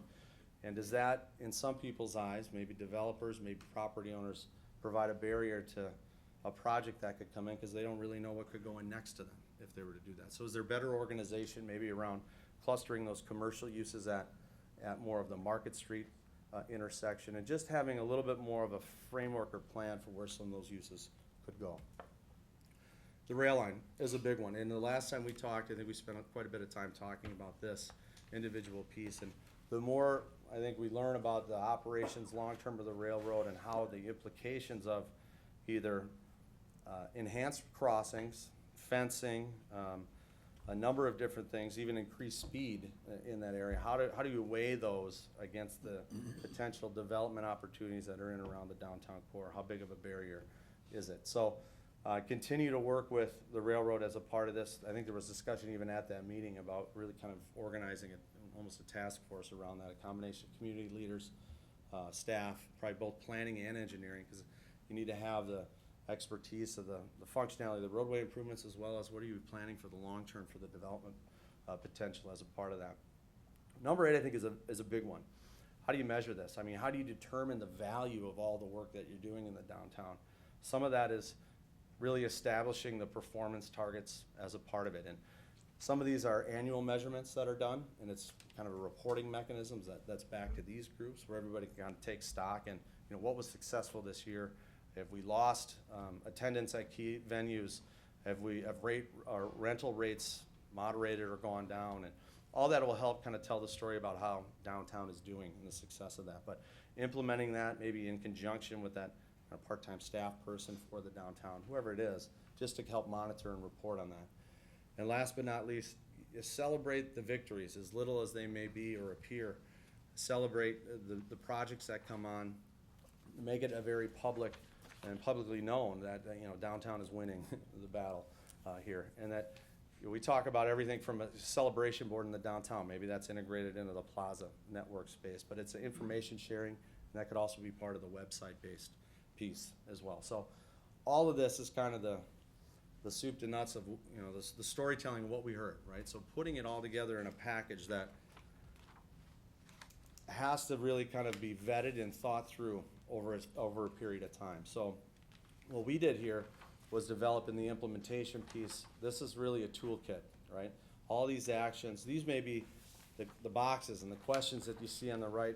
Let's say a project comes in. Let's evaluate that project relative to all the important things that matter to the downtown as a whole, the collective of the downtown.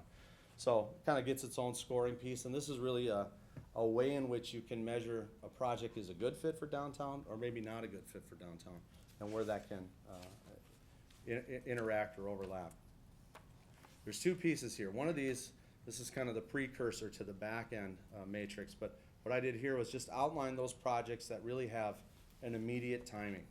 So the way we've organized this is twofold. You'll see it in a second, but the timing on the left, what's that individual action, and within that there's probably a series of steps. Who are some of the responsible parties that are after that? And we established just kind of a cost range. Is it more of a kind of a planning tool? Is it an actual project piece, infrastructure upgrades, something like that? What's the timing, a logical timing? Some of these may span from immediate to the long term. Others are more pointed in when they should begin. What are some of the funding options that could be associated with it? Is it public finance tools? Is it a city fund? Are there grant opportunities out there, fundraising components? And then how do these then maybe align and overlap? Because a lot of them do. I mean, a lot of them really, if you can get some victories in housing, a lot of that will benefit the commercial. All that starts to gain momentum from that point forward. And then ultimately what we had at the end was just really the categorized list of all these pieces and tools, just so it's more at the forefront of people's minds. What are the big key steps that we need to do? And then the actions themselves hopefully drill down into some of those other key elements as a part of that. So you can see the business climate and commerce, we just organized them around this piece here. So probably longer than we needed to, obviously. But it's a lot of content, and what we did was try to organize it in a way that captured the essence of what everybody kind of wanted to see here, but doesn't necessarily pin it down, because it's a dynamic place, the downtown, and it will evolve over time, but hopefully we set up and establish the values here, you know, where city leaders can kind of take this on and see projects come forward and evaluate them for their relevance to the downtown. That's it, sorry. Very nice job, Brian. Thank you very some much. water. Thank you. All right, couple things right off the bat.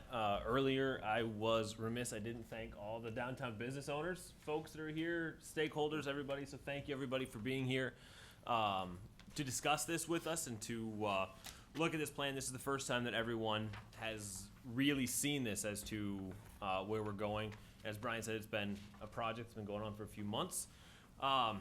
So basically right now, what I'd like to do is get folks' thoughts on it around the table, and if we have more time to continue it from there, but get everybody's thoughts on it. And what I think the best way to move forward in council, I'd like your opinion on this as well, is to take and discuss it a little bit today, and then send it to EDAC and Planning Commission and have them really go through it and figure out what are the best things that we can do, and what kind of, how we prioritize it and how we move it forward, and don't just have a plan that we spent money on. But like I said, it sits on the shelf. We want to make sure that we use this to get good things done for downtown Shock, because it is one of our policy directives now. So that is good, and this really fits into that. So let's just go around the table real quick and give thoughts. I would like to 9:15 at the latest, so half hour of discussion here to get some thoughts out there as to where we go with it from here. So, Matt, if you don't have a cookie in your mouth, I'll let you start. Okay, I read the plan. Make sure you're talking to the microphone. Oh, sorry. Read the plan all the way through over the weekend. Granted, it's been in my possession for about 48 hours, so I haven't really studied it, but I did read the whole thing. And I actually thought they did a pretty good job putting this together. Just a couple of thoughts and concerns that I have. Otherwise, it really does look pretty good, but one of the thoughts I have is, we know for a fact that 101 is gonna get much busier, probably doubling in traffic. So one of the obstacles we really have connecting the riverfront to the other side of this road is the pedestrian issue. At some point, we're gonna have to put probably a parking ramp with a way over the traffic across the highway. So the question I have is, where do you put that? And how do you pay for it? And at what stage do you do that? So that everything moving forward from that point knows it's there and there's your access point, and it kind of sets the signal for what you're doing.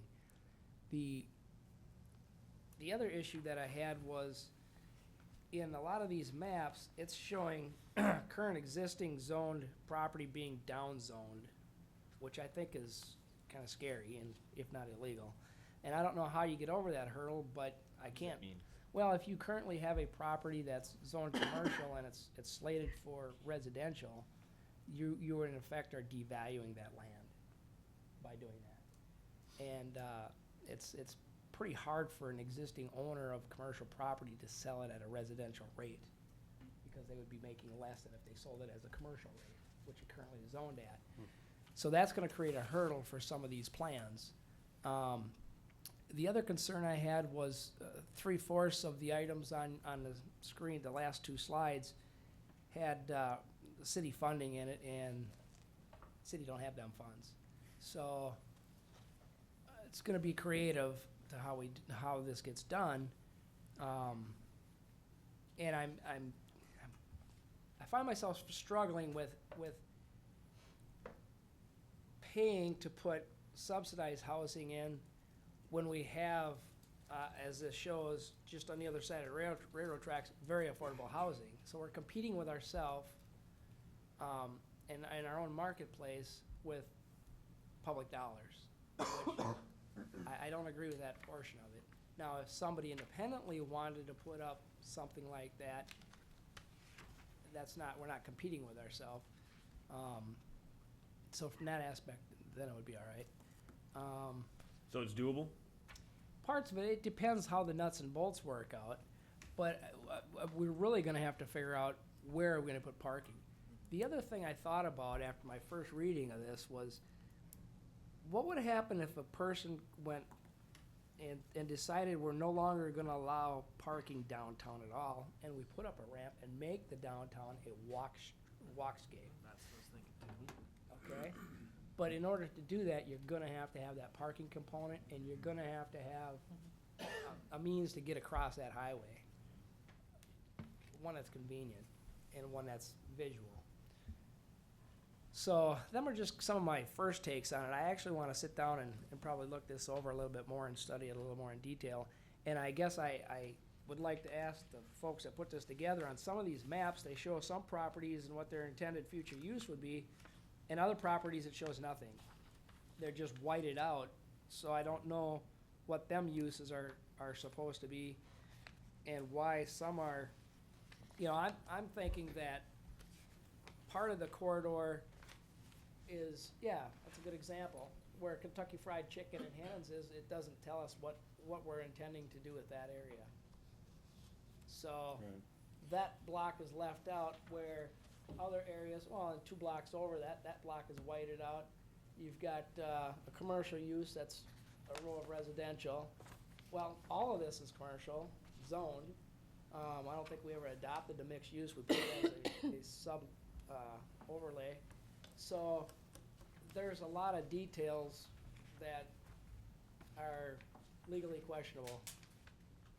And so I guess my question to you is, why does it not show them blocks, what the use is? Well, a part of it, I think, it really has to do with the long-term strategy on where commercial uses want to be within that corridor. Maybe it is as simple as saying that KFC and the gas station remain for quite some time in this area, because they fit that node of commercial area. Maybe the hardware store really just reinvests in its building, keeps its same footprint, the used car dealership in front is removed, and they then have enough parking for their business. Maybe it's a infill of some of the smaller office buildings, like you're seeing with the dentist building here.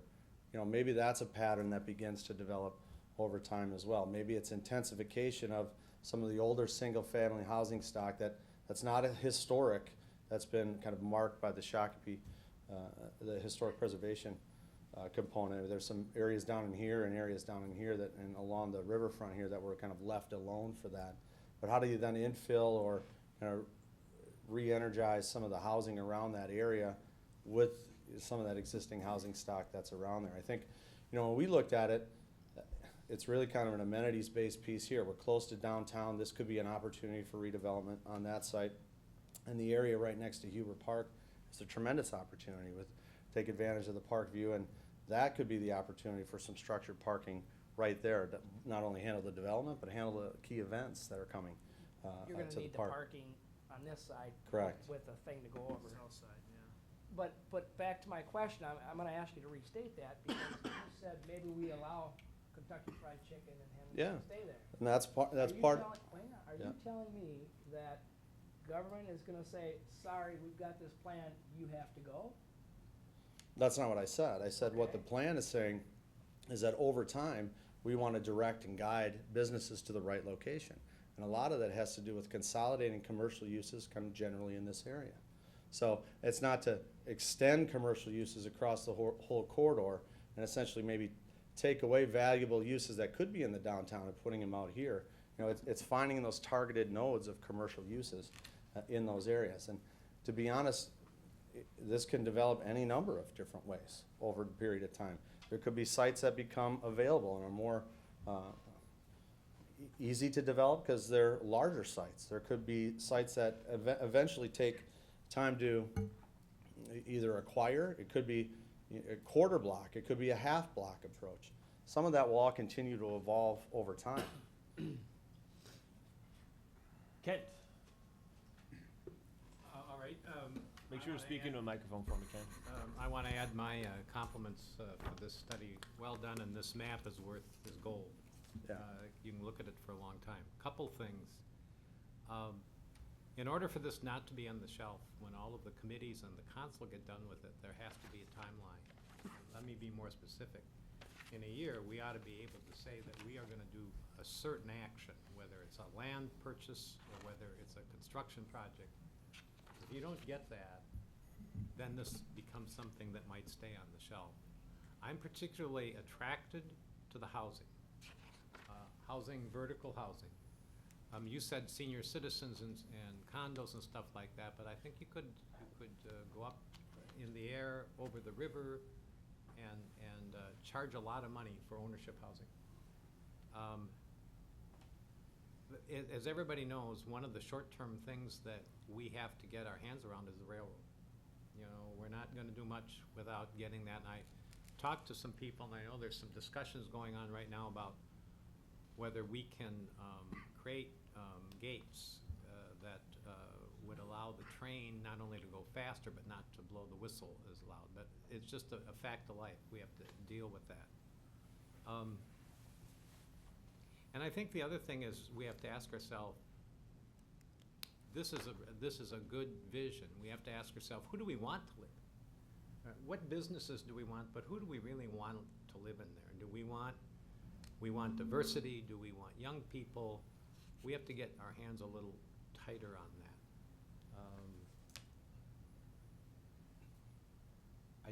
There's a lot of things, and I especially appreciated Matt's comments on crossing 101 in the air. I thought that was a good comment. Liked that a lot. We need that. And I'm intrigued by the notion that if we build a parking facility, whether, and you know, I'd be interested in what the businesses have to say, whether we could, at least for a 4 or 5 block area, make it pedestrian. So you have to park your car. If you're gonna come down and shop, you're gonna go over to Billy's store and buy a suit. You come someplace and can't be too far away, and you walk to a store. I wonder if that works or not. That's all I have. Thank you. Anything you want to say? That's okay. Joe? First, Brian, I want to thank you for your time and investigation Yeah. of the project. Just a couple, maybe a few comments. I don't have the answers right now. I'm just going to state some things that I picked up from your presentation. One was, I wonder if there's some kind of mechanism or way to fund historic elements and enhance the historic elements. That, to me, it seems like the historic buildings and historic sites is the vernacular, meaning it's kind of the stage is set already in the downtown area. I wonder if there's a way to enhance those items. So if there's additional funding, or how do we get funding for those enhancements? One thing that Kent touched on as well is what is our time frame for this project? We mentioned 20, 30 years, you know, it might even be longer. But I do see there's opportunities for some of those vacant sites, like Russo's, the Haters Bar, I know it's a different name, but Haters Bar, and there's other vacant lots. Right now, those are opportunities now. Maybe it's less than 10 years that we can take advantage of. So I think there's some, you know, that time frame is short with people that are willing to sell those available properties. One thing that Matt touched on is traffic and circulation. I deal with it every morning and evening, leaving and coming home. Getting in and out of the city is, right now, it's a concern. The downtown traffic area has met its capacity, and it's gonna continue to grow as people wanna move and live and be in Shakopee. But I think there needs to be some kind of engineering study, or traffic study, or some kind of change in how we move in and out throughout the city with that corridor. And then one last comment I picked up on is I think there's other opportunities for farmers markets, flea markets, and craft fairs to have people come to downtown, celebrate life downtown, celebrate the variety of businesses that want to be there. I think there's other site amenities that can support that, like better lighting. I'm not gonna line them out right now, but Yeah. but there's site elements that can enhance those kind of activities that want to happen. So, and you mentioned a little bit about that in your presentation. Those are my quick comments. Thank you. Thank you. Mike? My main comment is railroad, railroad, railroad. If we don't do something about the railroad, don't even bother. I've done a lot of research recently. I had a comment from one of the council members that they were worried about higher speeds causing vibration problems with the older buildings. I found a Swiss study that says no. The higher speeds, unless you get up into the passenger train level at 80 miles an hour and up, you do not have a problem. I just checked it out here the other day. I stood out by City Hall here when the train was going by. The frozen ground transmits vibration more because it's solid. I could barely feel it on my feet, and the train was going through normally. If we don't stop that horn, Kent can attest, you can't sleep. You know, you can't sleep, you're not gonna live down here. So, I lived down here for 15 years. That was before the horn ordinance went into effect. The train wasn't a big problem then. The horn is the killer. With the crossings, they want 4 quadrant crossings. Downtown here, we have at least 3 streets. They're gonna want 8 quadrant crossings because of the pedestrian crossings. So we're talking major bucks. What does 8 quadrant crossings mean? They put gates on the pedestrian sidewalk. Oh, okay. So you add 4 more gates. So, I was gonna bring a picture, but I forgot to. The quiet zone is possible. I'm working towards a meeting with the FRA to just get some basic knowledge from them to what they will and will not allow. I think we need a catalyst. The railroad would be one. I think one of the properties downtown, a little east of here, if we could do something with one of them, get somebody in there. There's been some people looking. I believe if the city could enhance the situation a little bit and maybe work with them a little. Once we got one property going, I think we could get more. We've got to get the spark. And I think there's some interest in a few places. That property would bring in a lot of outside Shakopee.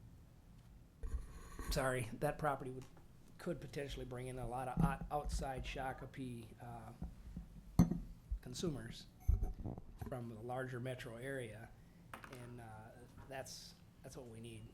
Yeah, I'm sorry. one buyer that's, I don't know what property you guys are talking about. we're talking about the Russo property. All right. There is a couple of people looking at it. One of them, I can't speak about who they are. Like Matt said, one of them would bring in people from a great distance to use that business. Commercial uses?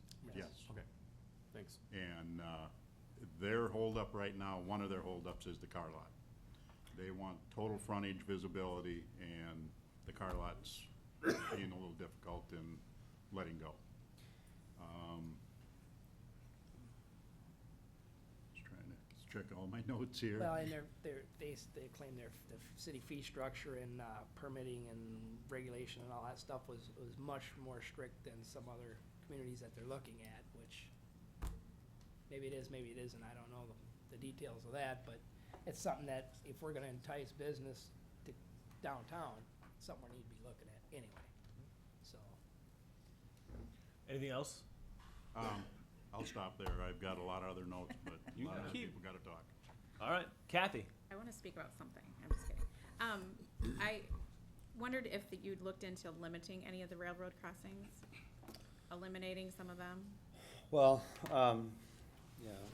Because I noticed you had medians in here, but I didn't see anywhere that you had actually done any. Yeah, and I think I think it's Minnesota currently has a crossing at it today. I think it's Minnesota and it's Market Street. So we looked at potentially closing that Minnesota piece. I think a part of it is the combination of, in the future, this does go 4-lane divided. This is the full movement component. There also has to be a crossing at that full movement to get across the street in that area here. Spencer, I think, is the other one. But this is where the real trouble is. When you're coming eastbound on the one-way, you have to come back to get around a median in this location. And thinking about how the whole circulation pattern works for that block south of 101 between the rail line, in concert is gonna be key. So that all plays into the railroad crossings, signal arms, 75-foot median areas, all that is part of the process. And some of that may be a limiting factor on some of the development until answers and policies can be in place about what, what's the real objective for that area. I was also intrigued by the live-work housing. I think you're going back to, I know my husband's family had the grocery store, lived above it, that type of thing. So it's just interesting to see that coming back. The other thing is, I think our commitment to the vision is making sure that whatever we decide, that we're committed to it going forward, and leveraging our riverfront. Yeah. Making that piece of it. Maybe the parks, that's a project that they take on. And then I think that it also goes into breaking down our projects, not just, between EDAC and planning, but I think there's groups that maybe work with the railroad downtown, those types of things. So it's figuring out how to make those groups work for us. Jay? I got a few bullets I'd like to hit on. I want to mention that this is a process that's going to take some time. It's going to be a overtime issue. So we're not going to get there all in one swoop. So some of the littler ones will be able to move on, but some of them are going to take some time. I like the land banking idea. I think that's a good thing. And one of my concerns is, Brian, I do want to thank you for this. This is a good job you did on this, but I am concerned that it gets put on a shelf, and I don't want to see that happen. I want to see us moving forward with this. The infill opportunities in the neighborhood industrial, I like that idea. The riverfront, I think that is ripe for doing something with. I think that's great. Leveraging the history, Joe had mentioned that. I think that we got to utilize that whenever we can. I think that's what makes Shakopee such a great place. It's got its own life to it. So the East Shakopee Industrial, I don't even think we need to touch that. I think that's going to take off on its own. I think that'll be helpful, but I think we really don't have to plan for that in my mind. Some of the hardest things will be working with some of the housing stock and doing some of that on in the different areas, but typically south of the railroad. I think there's not much. I don't see us doing a lot with that. I think it's mostly focused downtown. The connectivity to the courthouse, I thought that's a great idea. That's some low-hanging fruit. That's going to be some cost, but that makes a lot of sense to me. The live-work, like Kathy had mentioned, I like that idea. The lofts and condos, accessory units, creating more of that population down in this area. I think that's a good idea. The plazas and the streetscapes, that just makes it a lot more fun place to be. Coming downtown, spend a little more money down here. Walkability, outdoor seating, those events I think are going to be huge. These are all things that we can, not all of them, but some of these are going to be a little more easier than others, and I think that's just going to create that environment. I really like the joint web base too. I think that can be done fairly easily, and I think that's important. I wish we could do more with that, working with getting everybody on the same connection page. So that's my bullet points, but thanks again for doing some of that. Thank you. Appreciate that. Paul? Yeah, I guess I don't want to reiterate all the comments made. You guys made a lot of great comments, a lot of things I was thinking as well. Two things that I will focus on here real briefly is one, I do agree that parking is sort of critical if downtown is going to be revitalized. If you imagine, like Brian mentioned there with in front of the River Center there, if that becomes like a splash pad kind of area where you can do farmer markets and things, well, you can no longer have really on-street parking anymore at that point. So then now a centralized parking spot needs to be created. At that point, we run into the issue of, 6 months out of the year, it's going to be awfully cold walking to some of these businesses. So where do you put something like this? And that can become a problem. I can see a lot of fighting on something like that, and obviously a lot of cost as well. Secondarily, having a lot of events downtown is also a great thing. What is the opportunity to have indoor events during those 6 months of winter as well? Is there a convention center opportunity down here that can be built in? perhaps with housing, perhaps with live work. I'd like to see some of those ideas explored. And then last, I'm just going to say quickly, this is a lot to bite, a lot of things for a lot of times to a big mouthful, if you will. It's going to be really important that we have good leadership on what parts do we focus on as far as EDAC, what parts does planning focus on, how do we coordinate our efforts so that we're not stumbling over each other's toes and, you know, causing all kinds of slowdowns that way. I think there is some low-hanging fruit, but to get that, we have to be efficient with how we allocate this. So that's all I have to say. Michael? I like what we heard tonight. I think in order to keep it a living plan that stays alive and in front of all of us, we need to work on creating some specific pieces of action under these good ideas.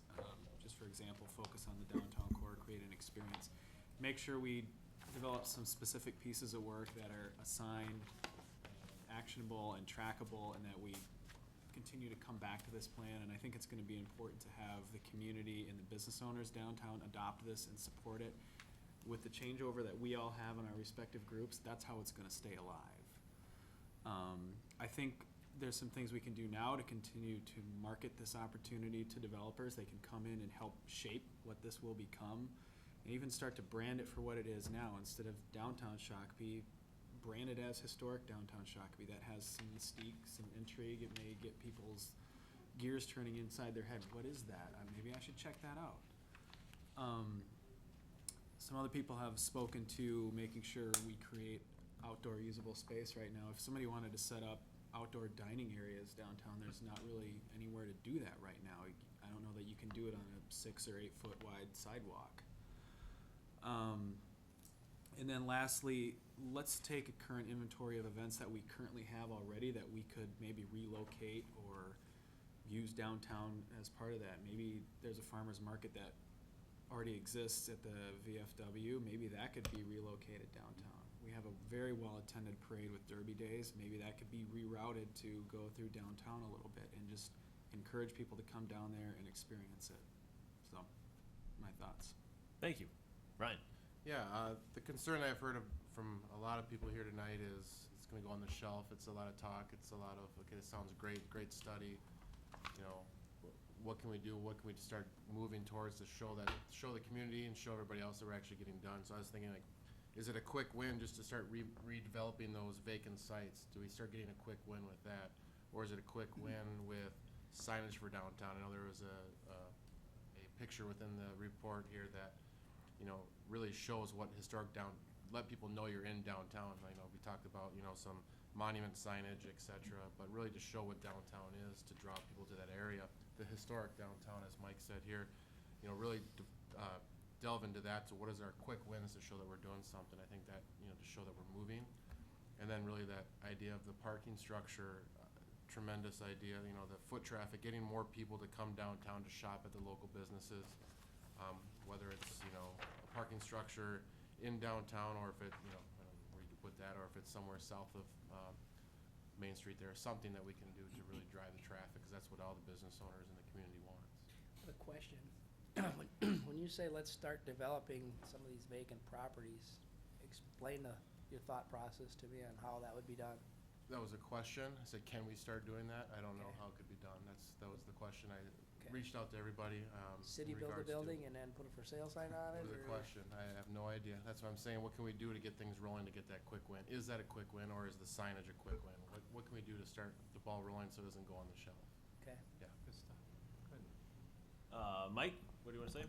I think I can answer your question. I think if the negotiations could be gotten into with the possible purchaser of the Uruso store and make things a little easier for them, that property could move real quick. And I think if, you know, city was open to being a little flexible, I think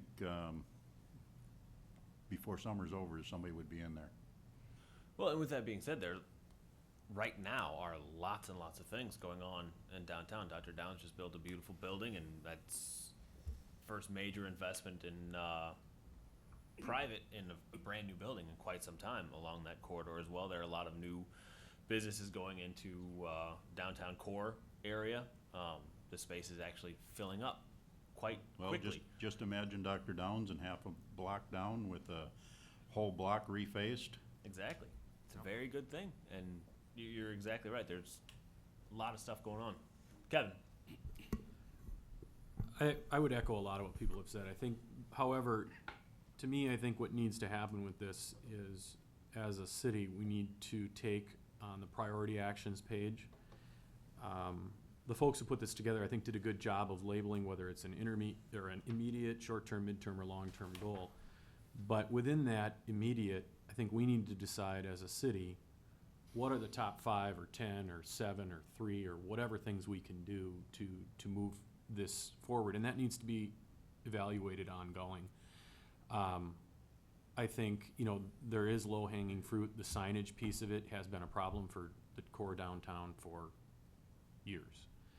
And we talk about it, and we talk about it, and we talk about it, and nobody does anything about it. I think we need to decide, is that something as a city we're gonna commit to fixing, or are we just gonna continue to talk about it? I don't know. I think the parking thing, on the 101, I really like Matt's idea, but one of the things that I think there's a missed opportunity, and I didn't even see it in the study, is there is a tunnel under 101 right now. And a lot of people don't know it. We don't really market it. We don't sign it. We don't use it. And maybe what we need to do is we need to rethink the entrance to Huber Park, and that's a relatively low-cost thing. Huber Park's entrance is up on 101 right now. If Huber Park's entrance, when I say entrance, I'm talking about the signage. I mean, people are still gonna get there over 101, but kind of the marquee entrance was down towards the Holmes Street Bridge, and you kind of re-entice people through that tunnel area. A simple example of low-hanging fruit is Derby Days. Your police department makes people go through the tunnel. You don't allow people to cross and stop traffic on 101 next year, and you try it out. And you bring your parking down onto the west of the River Center, rather than on the streets to the east of River Center, Spencer and so forth.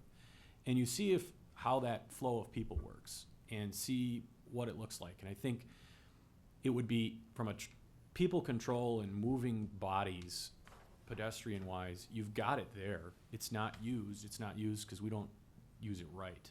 And maybe that's a real easy way to do that with no expense to the city. You simply say for Derby Days, look, we want you to direct, we're not gonna run the crossing. We're gonna tell people that they can't cross there for Derby Days. They gotta go down and come in the sideway on Huber Park. Yeah, it's a little bit longer walk, but they're going down there to walk anyway. So to me, there's some sense there. The train whistle thing, I think, is an interesting problem because it's, from a business standpoint, I think it's really, my office, Councilor Luce, come on over sometime. I know where you are. Yeah, I sit right on the tracks. Yeah, trust me, it's loud. When I'm on the phone, sometimes I can't hear somebody on their end. But it's more from a business standpoint, it's a quaint thing. I don't lose 1 ounce of business because of that train, but it is a problem if you're living down there. And so I think perhaps there's a way, if we're looking at enticing future building of residential properties, you can build buildings that have better soundproofing than the houses that are there. Yeah. And, that's the private developer we look at, that's their job, right? To build a structure where you can sleep at night when the train goes by.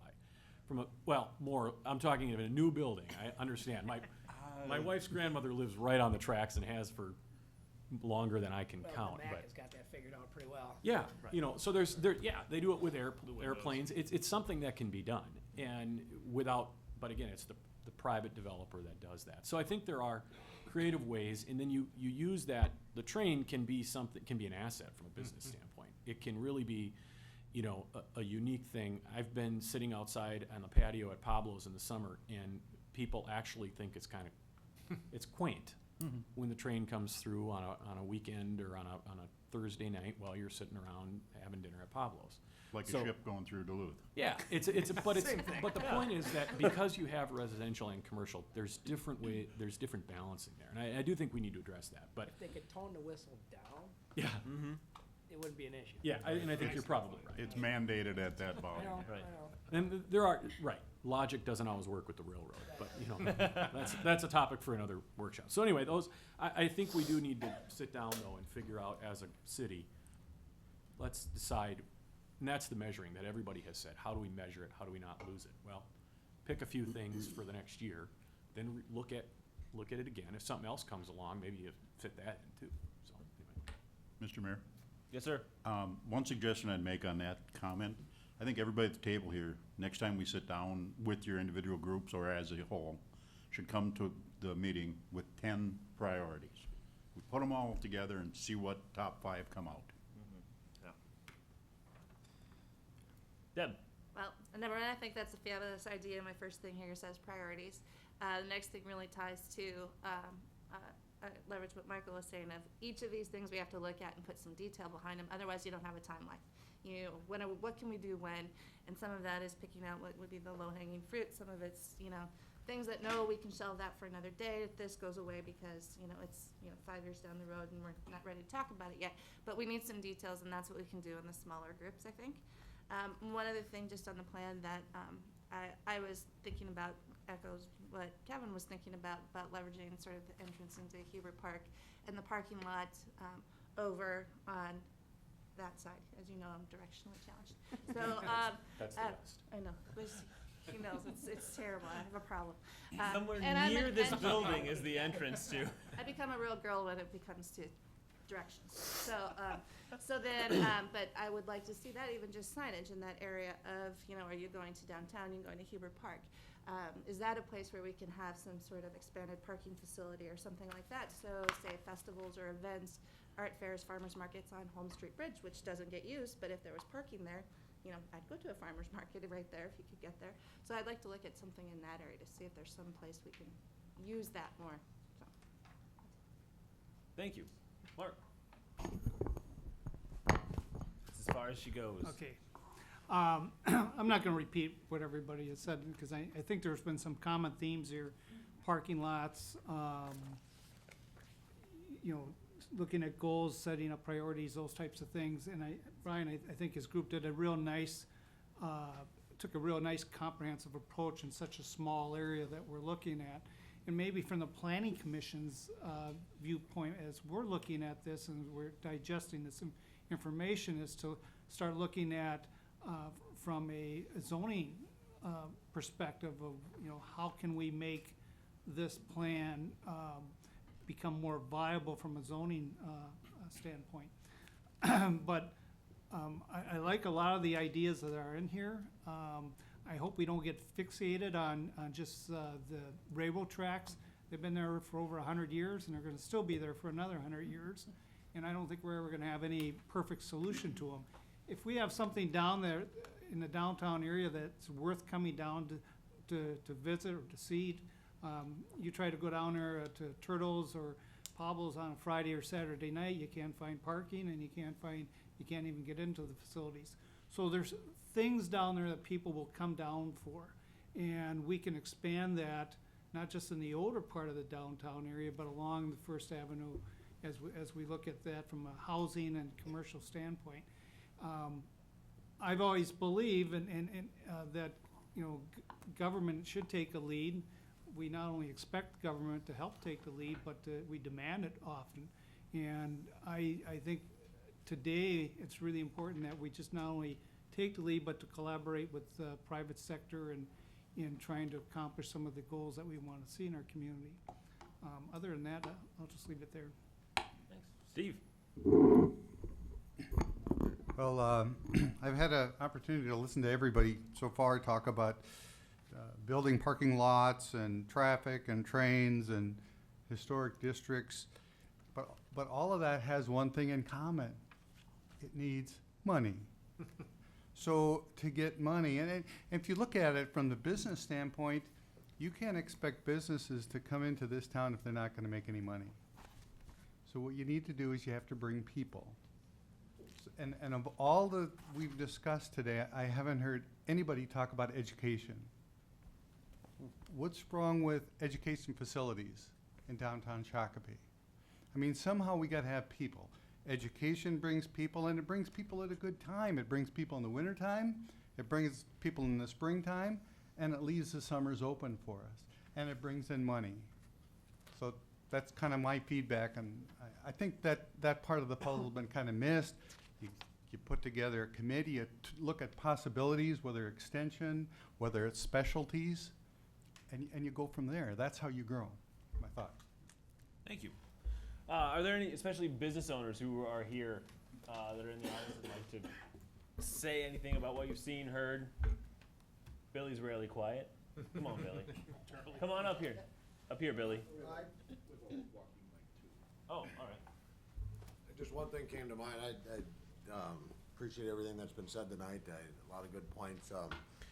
Just, there's a lot of talk about the bike trails coming down here, which is in the works. And then, we're going to be, where the Bloomington Ferry Bridge is now, that's going to move out here. And we're going to be a trailhead for those bike trails. And when we talk about parking, I'm less worried. There's sometimes parking problems out front the store, but it comes and goes. There seems to be ample parking. Talking about parking before the people come, it's kind of putting the cart before the horse to me, of where are we going to put a ramp? Well, I'd like to have the problem of needing a ramp before we figure out where we're going to put it. But maybe it can be combined with the thought that there's going to need to be a parking area for people to park to take off on their bikes.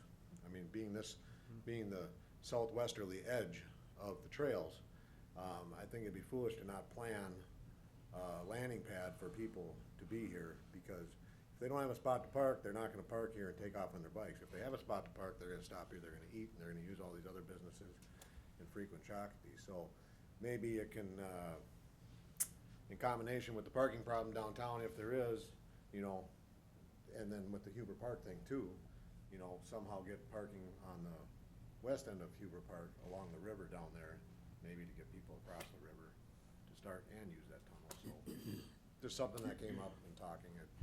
So thanks. Thank you. Paul and Shauna?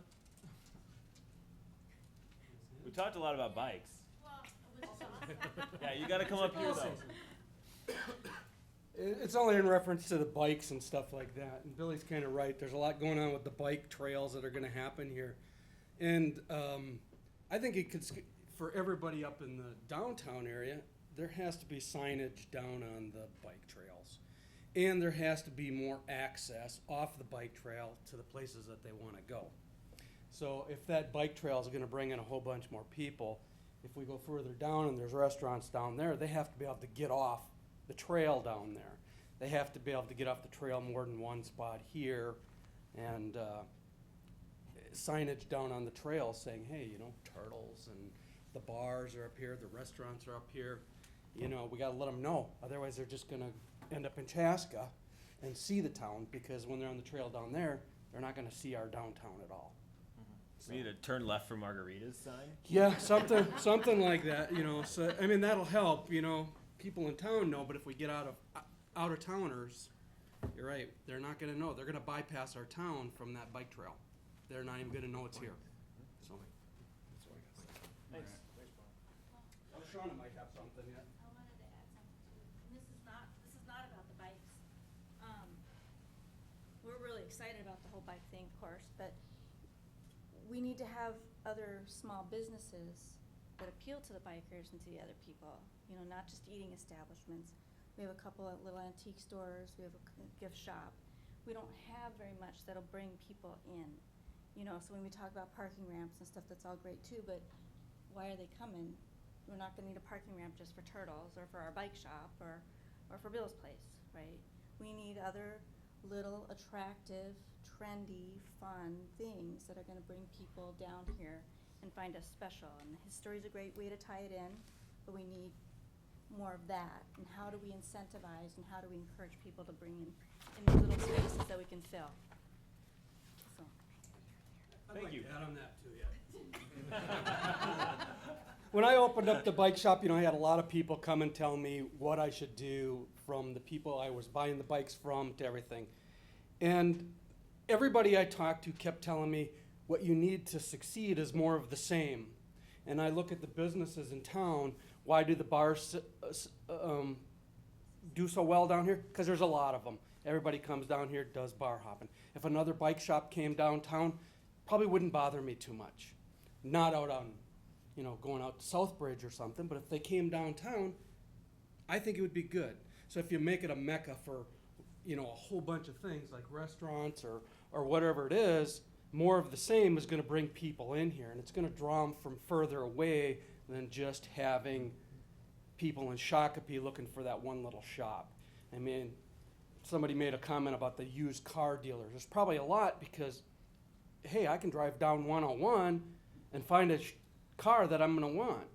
And everywhere you look, the car dealers in all the metro areas, it's like a conglomeration of all the car dealers in one spot, you know? So I think it's more of the same, you know, can help out too. It's something to think about. Thank you, sir. Michael? Just a mental seed for a potential quick win. With the 101 bridge being redone, we will have a major entry into the city being redone and becoming even more of a major entry into the city. And as you come south across that bridge, what do you encounter? You encounter River City Center, which was a great redevelopment project, but as great as it is, you sit at a stoplight there waiting to go left or right, and you look at a brick wall with a parking lot and a chain link fence in front of it. Maybe there's a way to enhance that or try and direct people into downtown. You can't see downtown from there, but if there's some signage or a way to make that look more visually appealing, it's a great looking building. A and nicer it looks even fence. better from the south side. Right, exactly. Well, those are exactly the kinds of things that I would like to have everyone come back with. Jeremy, sure.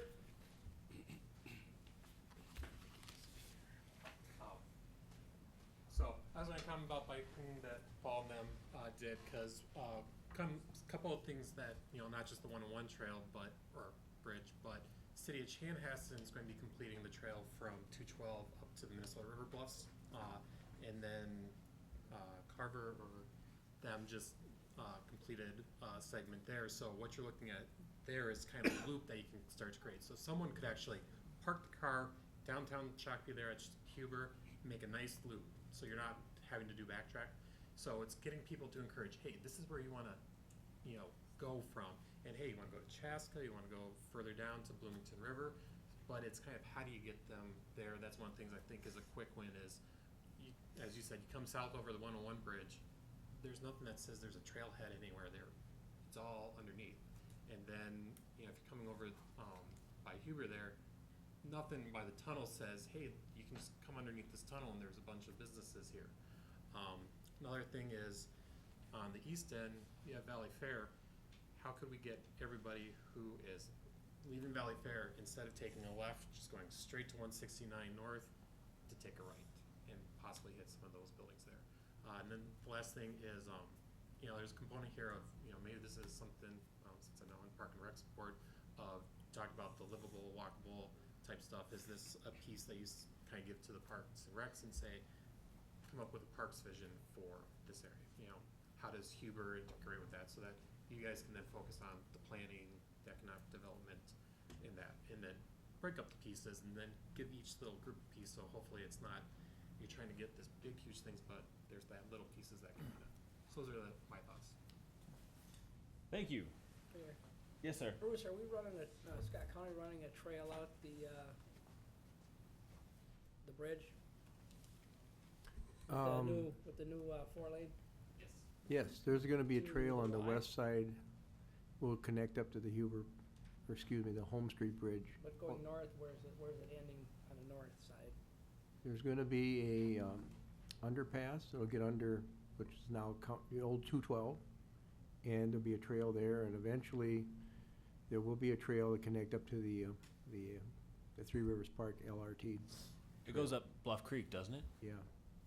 So there'll be some trail connection. I mean, they all get built eventually, but that's the plan, is to connect those. And Scott County is gonna be doing the 101 trail this summer along 101 from the Dangerfield Bridge or the Mill Pond Bridge all the way to the Bloomington Berry Bridge. So there's trails being built in connection right now. So yeah, the downtown Shakopee is a trail crossing. I mean, there'll be several trails coming down here. All right, so one thing that I want to take away from this is there's a ton of consensus around in this room, which is great, over the major things that need to get done and move forward. So I'm really excited to have so many common themes between everybody that we can work on. And exactly like Mike said, would like to and council chime in here, when next few months, go back through this list, especially focusing on the checklist, the priorities, and planning, EDAC, and Park and Rec too, as it makes sense, to go through it, and then come back to us with the prioritized list of, how many do you want?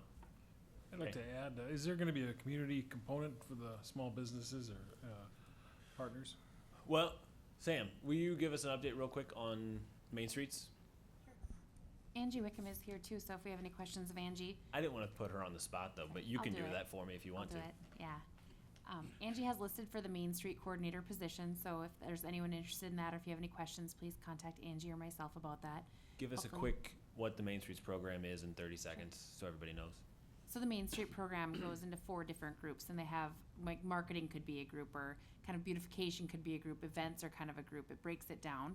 So once we have a Main Street coordinator, they will coordinate volunteers who are in each of those groups. So I've stressed to the downtown businesses that, really this will take the entire city of Shakopee. We will need volunteers from the hospital, we'll need volunteers from RAR, we'll need volunteers from Southbridge. You know, this will take our entire community to have events and to host things and to do these activities through the Main Street program. Hopefully that coordinator will help coordinate all the volunteers, but truly if we don't have volunteers, we won't have a program. So I think it's important that this is a community focus to bring people to our downtown. I've heard that from numerous people that they kind of want the downtown to be the heart of our city. And so if we want to do that, we have to bring those events back down here. And Main Streets program, partnership between downtown businesses, Shakopee Chamber of Commerce, and the city. Everybody is working together to hire someone, person to really focus on all the things that Sam just talked about. So it's a big investment by a bunch of different stakeholders in getting that done. So what, as council, do we want to have come back to us in June or July kind of timeframe, I would assume? Jay? Well, I think it does need to go to the separate committees. How it's broken up, I think we need to take a look at that, or I think it's pretty well spelled out. But each committee take a look at, they can look at the whole package and decide, you know, what they like, what they don't like, what they want to see moved ahead of the line and moved back, and then bring it back to us.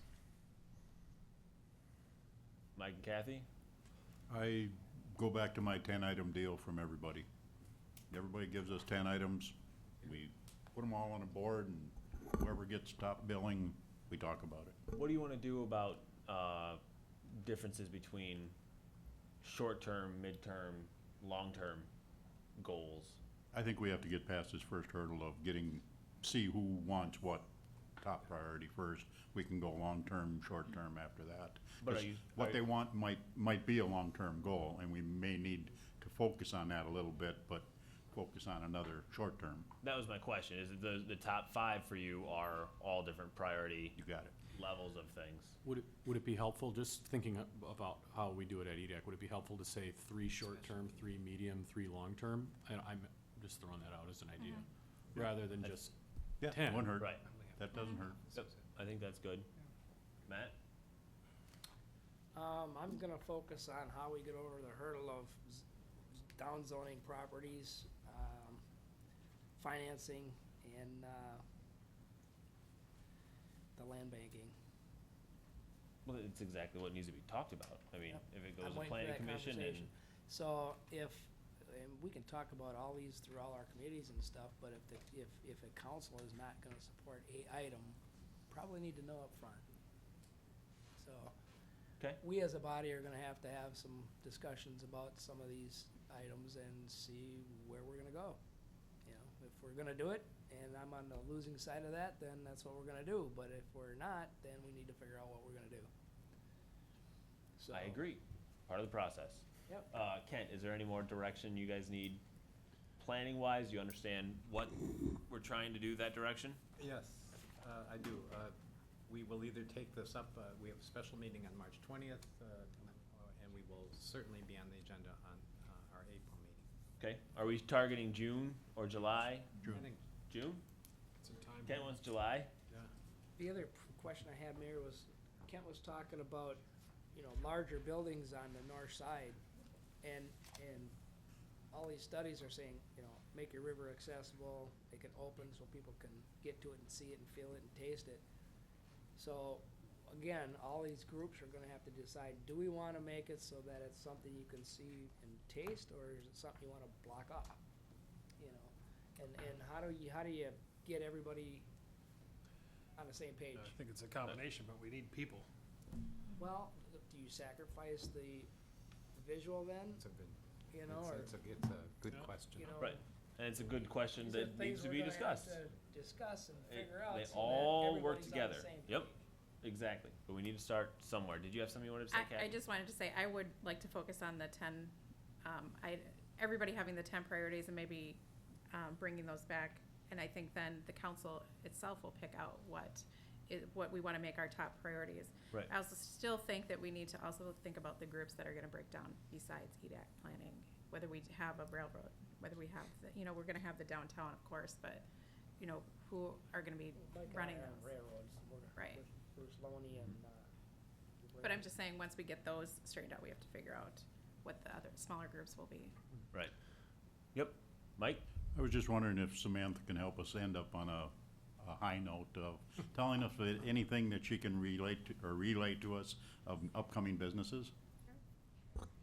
I think some people know that we have some new businesses opening up here in the downtown. We have a new insurance agency opening up, and we also, a new Allstate office is opening up downtown, and we also have a new real estate office.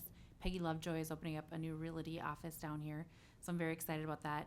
I've also had Christine Pigsley has been making her way around the downtown. I know some of the business owners have told me that they've met her, and I'm excited about having that program here in town so she can go around and kind of figure out what is the businesses, what do they need? I think we talk about succession planning and, do the businesses want to sell their businesses? Do they want to keep their businesses? They need an advocate, someone to talk to, so I'm excited that Christine's here. But I'm very excited about some of the things that you've come up with tonight, and I can definitely make a list of all of your thoughts, and I can send them out to you, so you can kind of take a look again of where we're at and what everyone's thinking, and then go back to each of the groups and come up with some priorities. Michael? Just a little caveat for the planning commission in terms of scheduling. At that special meeting, they're gonna be talking about tree preservation and landscaping, which I expect to be a rather extensive discussion. So I'm not sure that meeting's gonna work for you, and we do have 8 applicant requests for April, so we'll see how it fits in. It may be if you want a special meeting for that item specifically, we can do that. Yeah. Or we'll look at the May meeting, which still gets us in that time frame. Yeah, that's why when Mike said June, I thought of You July. hesitated? I thought of July, so, and we may not get to that unless we have a special meeting in April. You could potentially, in May, we'd have to see how the applications come in, and we've been fairly busy the last couple of meetings. We're Maybe busy. we shoot for July, and if Yeah, it we're happens in June, we look good. I would rather just have it tight when it's Mayor Tabke? We're good. Yes, I ma'am. think one thing that I have is with summer right around the corner, it sure would be great if there's some of the low-hanging fruit that we could get started here in the summer. So if there are some signs that we could start purchasing and putting in near the trails, things like that, I'd like to start doing that. By July, I'm kind of thinking, I think Derby Day is planning. When is Derby Day? Is it June? August. August, oh thank goodness. So we got a little time for that. Whatever happened to our sign ordinance revisions that we looked at, was it a year or two ago? I know that they are coming back to planning, I think again soon, so we'll see how that goes. You guys love that thing. So All can we right. see that by Mr. Mayor. June? Mark, I hate to get into the details. Let me see that I have this straight. please do. Okay, there's a consensus that we want to bring back a number of priorities, it sounds like 10. I agree with Kevin that you need to look at short, medium, long, whether we go with 4 short, 3 medium, and 3 long. By my math, that's 10. Can we do 3 and a third, 3 and a third, 3 and a third? EDAC's gonna do 9, if that's okay, because it's easier math for us. But just so, short term would be up to what, 2 years? Medium, 2 to 5? I would say Long term? follow what is in the plan There's for actually- immediate, short, long. I don't know. We have immediate, short, mid, and long, so we plan. actually have 4. It's in the program. Follow along. Stay with the plan. We have a vision. We're gonna stick to it. Is six. There's four categories there, so. We can do 2.5 All right. per. 2.5 per. Yeah, Okay. how it'll work. We'll be okay. But now you're gonna do 8. Or 12. All right. 2 1/4. All right. Now we're in the sausage making portion of the meeting, which is always fun. Anything else, Mark? We do Nothing on staff. So, Mayor? Yes, sir. Do I understand that all of these small groups, when they meet, should sorry. have something and back to the council by June? Is that what we've agreed on? Yes, please. Okay, all right. Yes. So we'll want to discuss it our first meeting in June. All right. Are we gonna do a group meeting, or are we gonna just take? I don't know. We'll have to see. Oh, I'm not sure yet. We'll have to see how it goes. Give us. Yeah, it's good. Did you have something else you want to say, Mike? Nope, that's all. Okay. We still have one agenda item. Yep. Bruce. So, Just hold. I think this is short, right? yeah, do we want to get some order in the court? All right, folks. We still have one agenda item to go through yet. Sam. 5-minute recess. Take her outside. All right. We can go through real quick, Bruce. Yeah, I can go pretty quick. All right. As long as it's not sewers we're talking about, you can go quick, huh? Yeah, that's right. Everybody's probably wondering, he's not gonna show sewer videos, is he? Anyway, you guys talked about a quick win and possibility. Here's something for you to digest right here. Just to give it a little update, you know, we have 169, 69 interchange going. Oops, let's see here, I gotta get to the right slide. There we go. So we're building this interchange. So it's a little bit of a folded diamond. Get the mouse over here. Doesn't seem to want to go. Anyway, that's what's going on. It's going to be open by November. We're putting in some decorative lighting and some decorative things on the bridge. So it's going to be a nice entryway coming into Shakopee, if you think of it that way. And we're putting a noise wall over here. That's part of the plan over in that area with those existing housing. We have a detour going on right now. I just want to show you that. We built this little segment of roads. That's Verling Drive. That's a little stretch that needs to be connected. And with this, it's been going on for many years since I first started here in 1995 when they built the 169 highway through town here, which is called the Big Bypass. MnDOT bought a bunch of land that was supposed to be preserved for potentially a big interchange here to go across the river. Well, that's not gonna materialize now, we know it's not. So they have this excess land in here, and I don't know if I can get this mouse, there it is. There's a bunch of parcels here, and parcel 37 is the old truck stop, and we did an appraisal on that, and I'll explain that later. The mauve color is parcel 43, you see how it goes way up near 69, it comes back. That's around 23 acres. Parcel 37 is about 2.5 acres. There's an outlot A from Valley Mall First Edition. We actually deeded that to MnDOT, they're gonna deed it back to us. And then there's a excess right-of-way from the interchange that MnDOT says we no longer need, we wanna sell that to the city. So if you just keep that in mind, this is one big, put all those colors together. Verling Drive comes through here, makes a connection, be a 4-lane roadway. And I won't go through all the detail, that's another drawing that MnDOT gave us on the acreages. That's what Verling Drive will look like. We can make a connection, a new connection into here. There's a bunch of land in here that can be developed. Say, Bruce, I'm sorry. Go ahead. The excess right away, was that blue colored area or was Yes. that something different? Okay. Yeah, this area right here.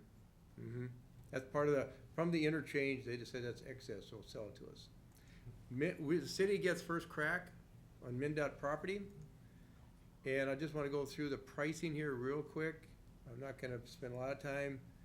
But the original price for parcel 43 was $787,000. We paid $115,000 for that, 97 for part of Verling Drive and a pond. So what they'll do for us is they'll donate the right-of-way for Verling Drive, and that comes up to about another $119,000, so we can subtract that from the original purchase price. So they'll give us the original purchase price of parcel 43 minus what we paid, minus what Verling Drive is worth. And the original price was right around 33,000 an acre. Outlet A, or Valley Mall First Edition, donated back to city, that's 2.1 acres. Parcel 37, they wanted an appraisal, and this is how MnDOT's rules, they have to do kind of a hybrid in order to analysis here to make the sale. We had to do an appraisal, our appraisal came in at $1.95 a square foot for that parcel. That's what the land is supposedly selling for, or would sell for. And the excess right-of-way, again, $1.95 a square foot. So if you add all those prices together, you come up about $1 million, $1,022,000, for about, when we're all said and done, for about 27.8 acres of developable area. So, question for council, I mean, we can finance this through a loan through our utility funds. We have pretty good standing there. We can then compile these, you know, we can send it back to EDAC and to the planning commission, get their thoughts on what should go in there. But we can assemble these parcels, ask for RFPs from developers, and come up with what we think is a quality development in that area to kind of kickstart that area, and reimburse the fund from the sale of the land, about another $1 million to build Verling Drive, to build all those improvements in there. So if you look at it, it's about $37,000 an acre, or about 80 cents a square foot purchase price. You add another 80 cents on it for developable. So that's where you're at, about $1.60 a square once it's developed. So that's something that the city, we need to look at. Do we want to entertain buying this land from MnDOT? We get first crack. If we don't want it, we just say no, and then they'll sell it to the private market.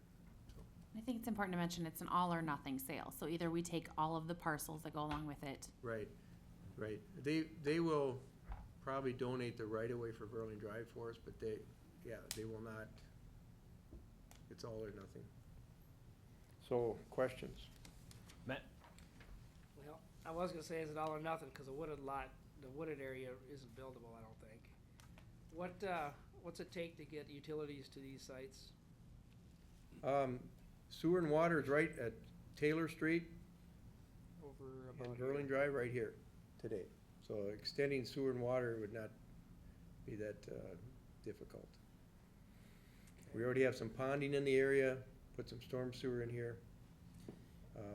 So the utilities and actual connection, there is a connection already about 300 feet that we built with the 169 bypass back in 1995. We'll have to fix that up a little bit, modify it a little bit.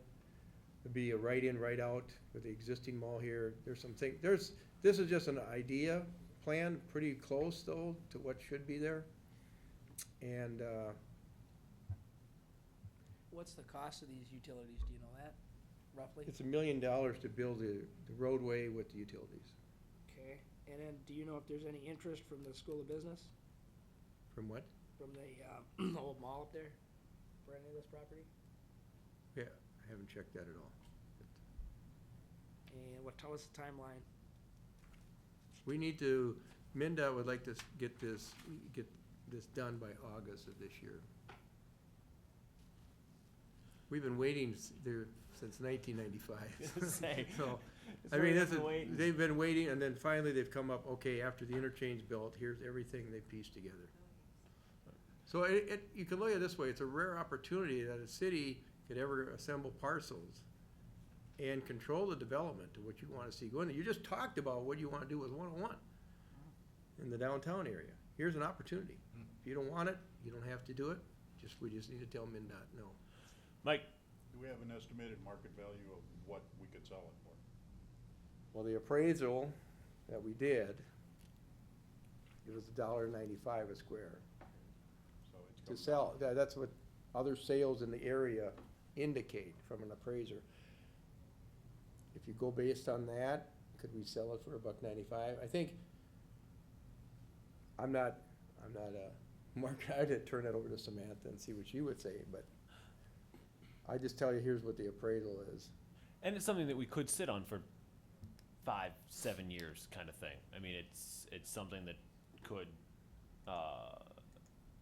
happen, and we as a city could sit on it and wait for something to happen for a while, if we get a good partner, but I think with, as fast as things are moving in that interchange right now, my assumption is we wouldn't wait, but we have to be prepared for that kind of thing. And just Kathy and Mike, so you guys know, we've talked about this, last year quite a bit and had pretty strong, indications that council would move forward with something like this at that time. So, it's something that I very much support doing. I think it's a very good idea for the future for that area to help get some good projects in there, and especially a key strategic point in the city. Do you have something you say, Jay? No, I agree. I think this is something we've talked about. It's taken a long time to get these appraisals and get things through the state, but it's an opportunity that won't come along again, and I think it's something we should grab onto. Is this something that anybody wants to walk away from for right now? I'm open, but I'd like to see some financial options. I supported it when we first discussed it because there's nothing on it, and it's not like we're kicking anybody out. Mm-hmm. And we have been pestering them to get us some prices on it for years. So I would support it. My question that I have is, I was reading our 2014 budget document that came in our packet. I don't know, I was bored, I guess. But one of the pages in there states that our policy is that if we're gonna take a interfund loan out, that it's paid back with interest within 2 years. So I don't wanna make our own document an error, but sitting on it would do that. So we need to figure out how we're gonna. Bruce, are you just looking for a motion No, to proceed, or? Actually, you don't really give a yes or no. Just, if we're Okay. interested in pursuing it, this is something, the land use could be looked at by the planning commission. The EDAC could look at what's the economic viability. Council, we don't have to have a yes or no back to MinDOT tonight, I don't think. We just wanted to bring out this proposal, see if it's something that we wanna pursue, and I'm sensing that's what we wanna do. But, there is not a yes or no answer. No direction or no decision needs to be made tonight. Right, and at these workshops, I have zero intent of doing any hard motions, vote, things like that. That's not what these are for. So if there's good indications from all of us that we want to continue to move forward with this, I think we have everybody's on board with that. Any issues with moving forward? Okay, Mike, had something you want to say? No, I just wanted to say that we should send it back to the two groups and get their feedback. That way Absolutely. we're more informed. Perfect. The EDAC needs to strongly take into consideration this parcel in conjunction with this area out here. This area out You're there pointing is to South of The township area 169. around that interchange. Louisville Township? And south of that, Jackson. I'm sorry, Jackson, and south of that interchange that we don't have control of. Right. I mean, it's a hard thing to do, but try to make sure that they're That's part of the vision. compatible That's all I to need. what you're thinking is gonna go there. We'll Thank you. proceed. And Thank you. I would have you work with Mr. Leak, because he was sitting in on the conversations that the mayor and I had with Jackson Township on some of them issues, and, Mr. Leak is someone, there he Yep, is. he's Yep. right here. This is something that won't happen individually. It's going to be everybody working together. All right. Next item on the agenda is adjourned to March 18th, 2014 at 7 p.m. Anyone want to make a motion? I'll make a motion to adjourn to Tuesday, March 18th at 7 p.m. Do I have a second? I'll second. Second by Councilor Luce. Any discussion? Councilor Lehman. Mayor, can, Mr. Loney? Yeah.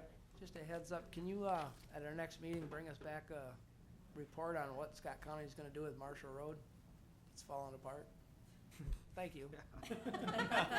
Well, I can tell you with our Burling Drive and County Road 17 project, they will be doing the mill and overlay from 10th Avenue all the way to 17th Avenue. But there is 10th Avenue, the 4th Avenue is in pretty rough shape too. Is that what you're referring to? Yeah, can we extend that mill and overlay? I can certainly bring that to them and ask. I mean, it's been a rough winter and it's a pretty tough road. It Yeah. is. Yeah. Yep. All right. Any further discussion?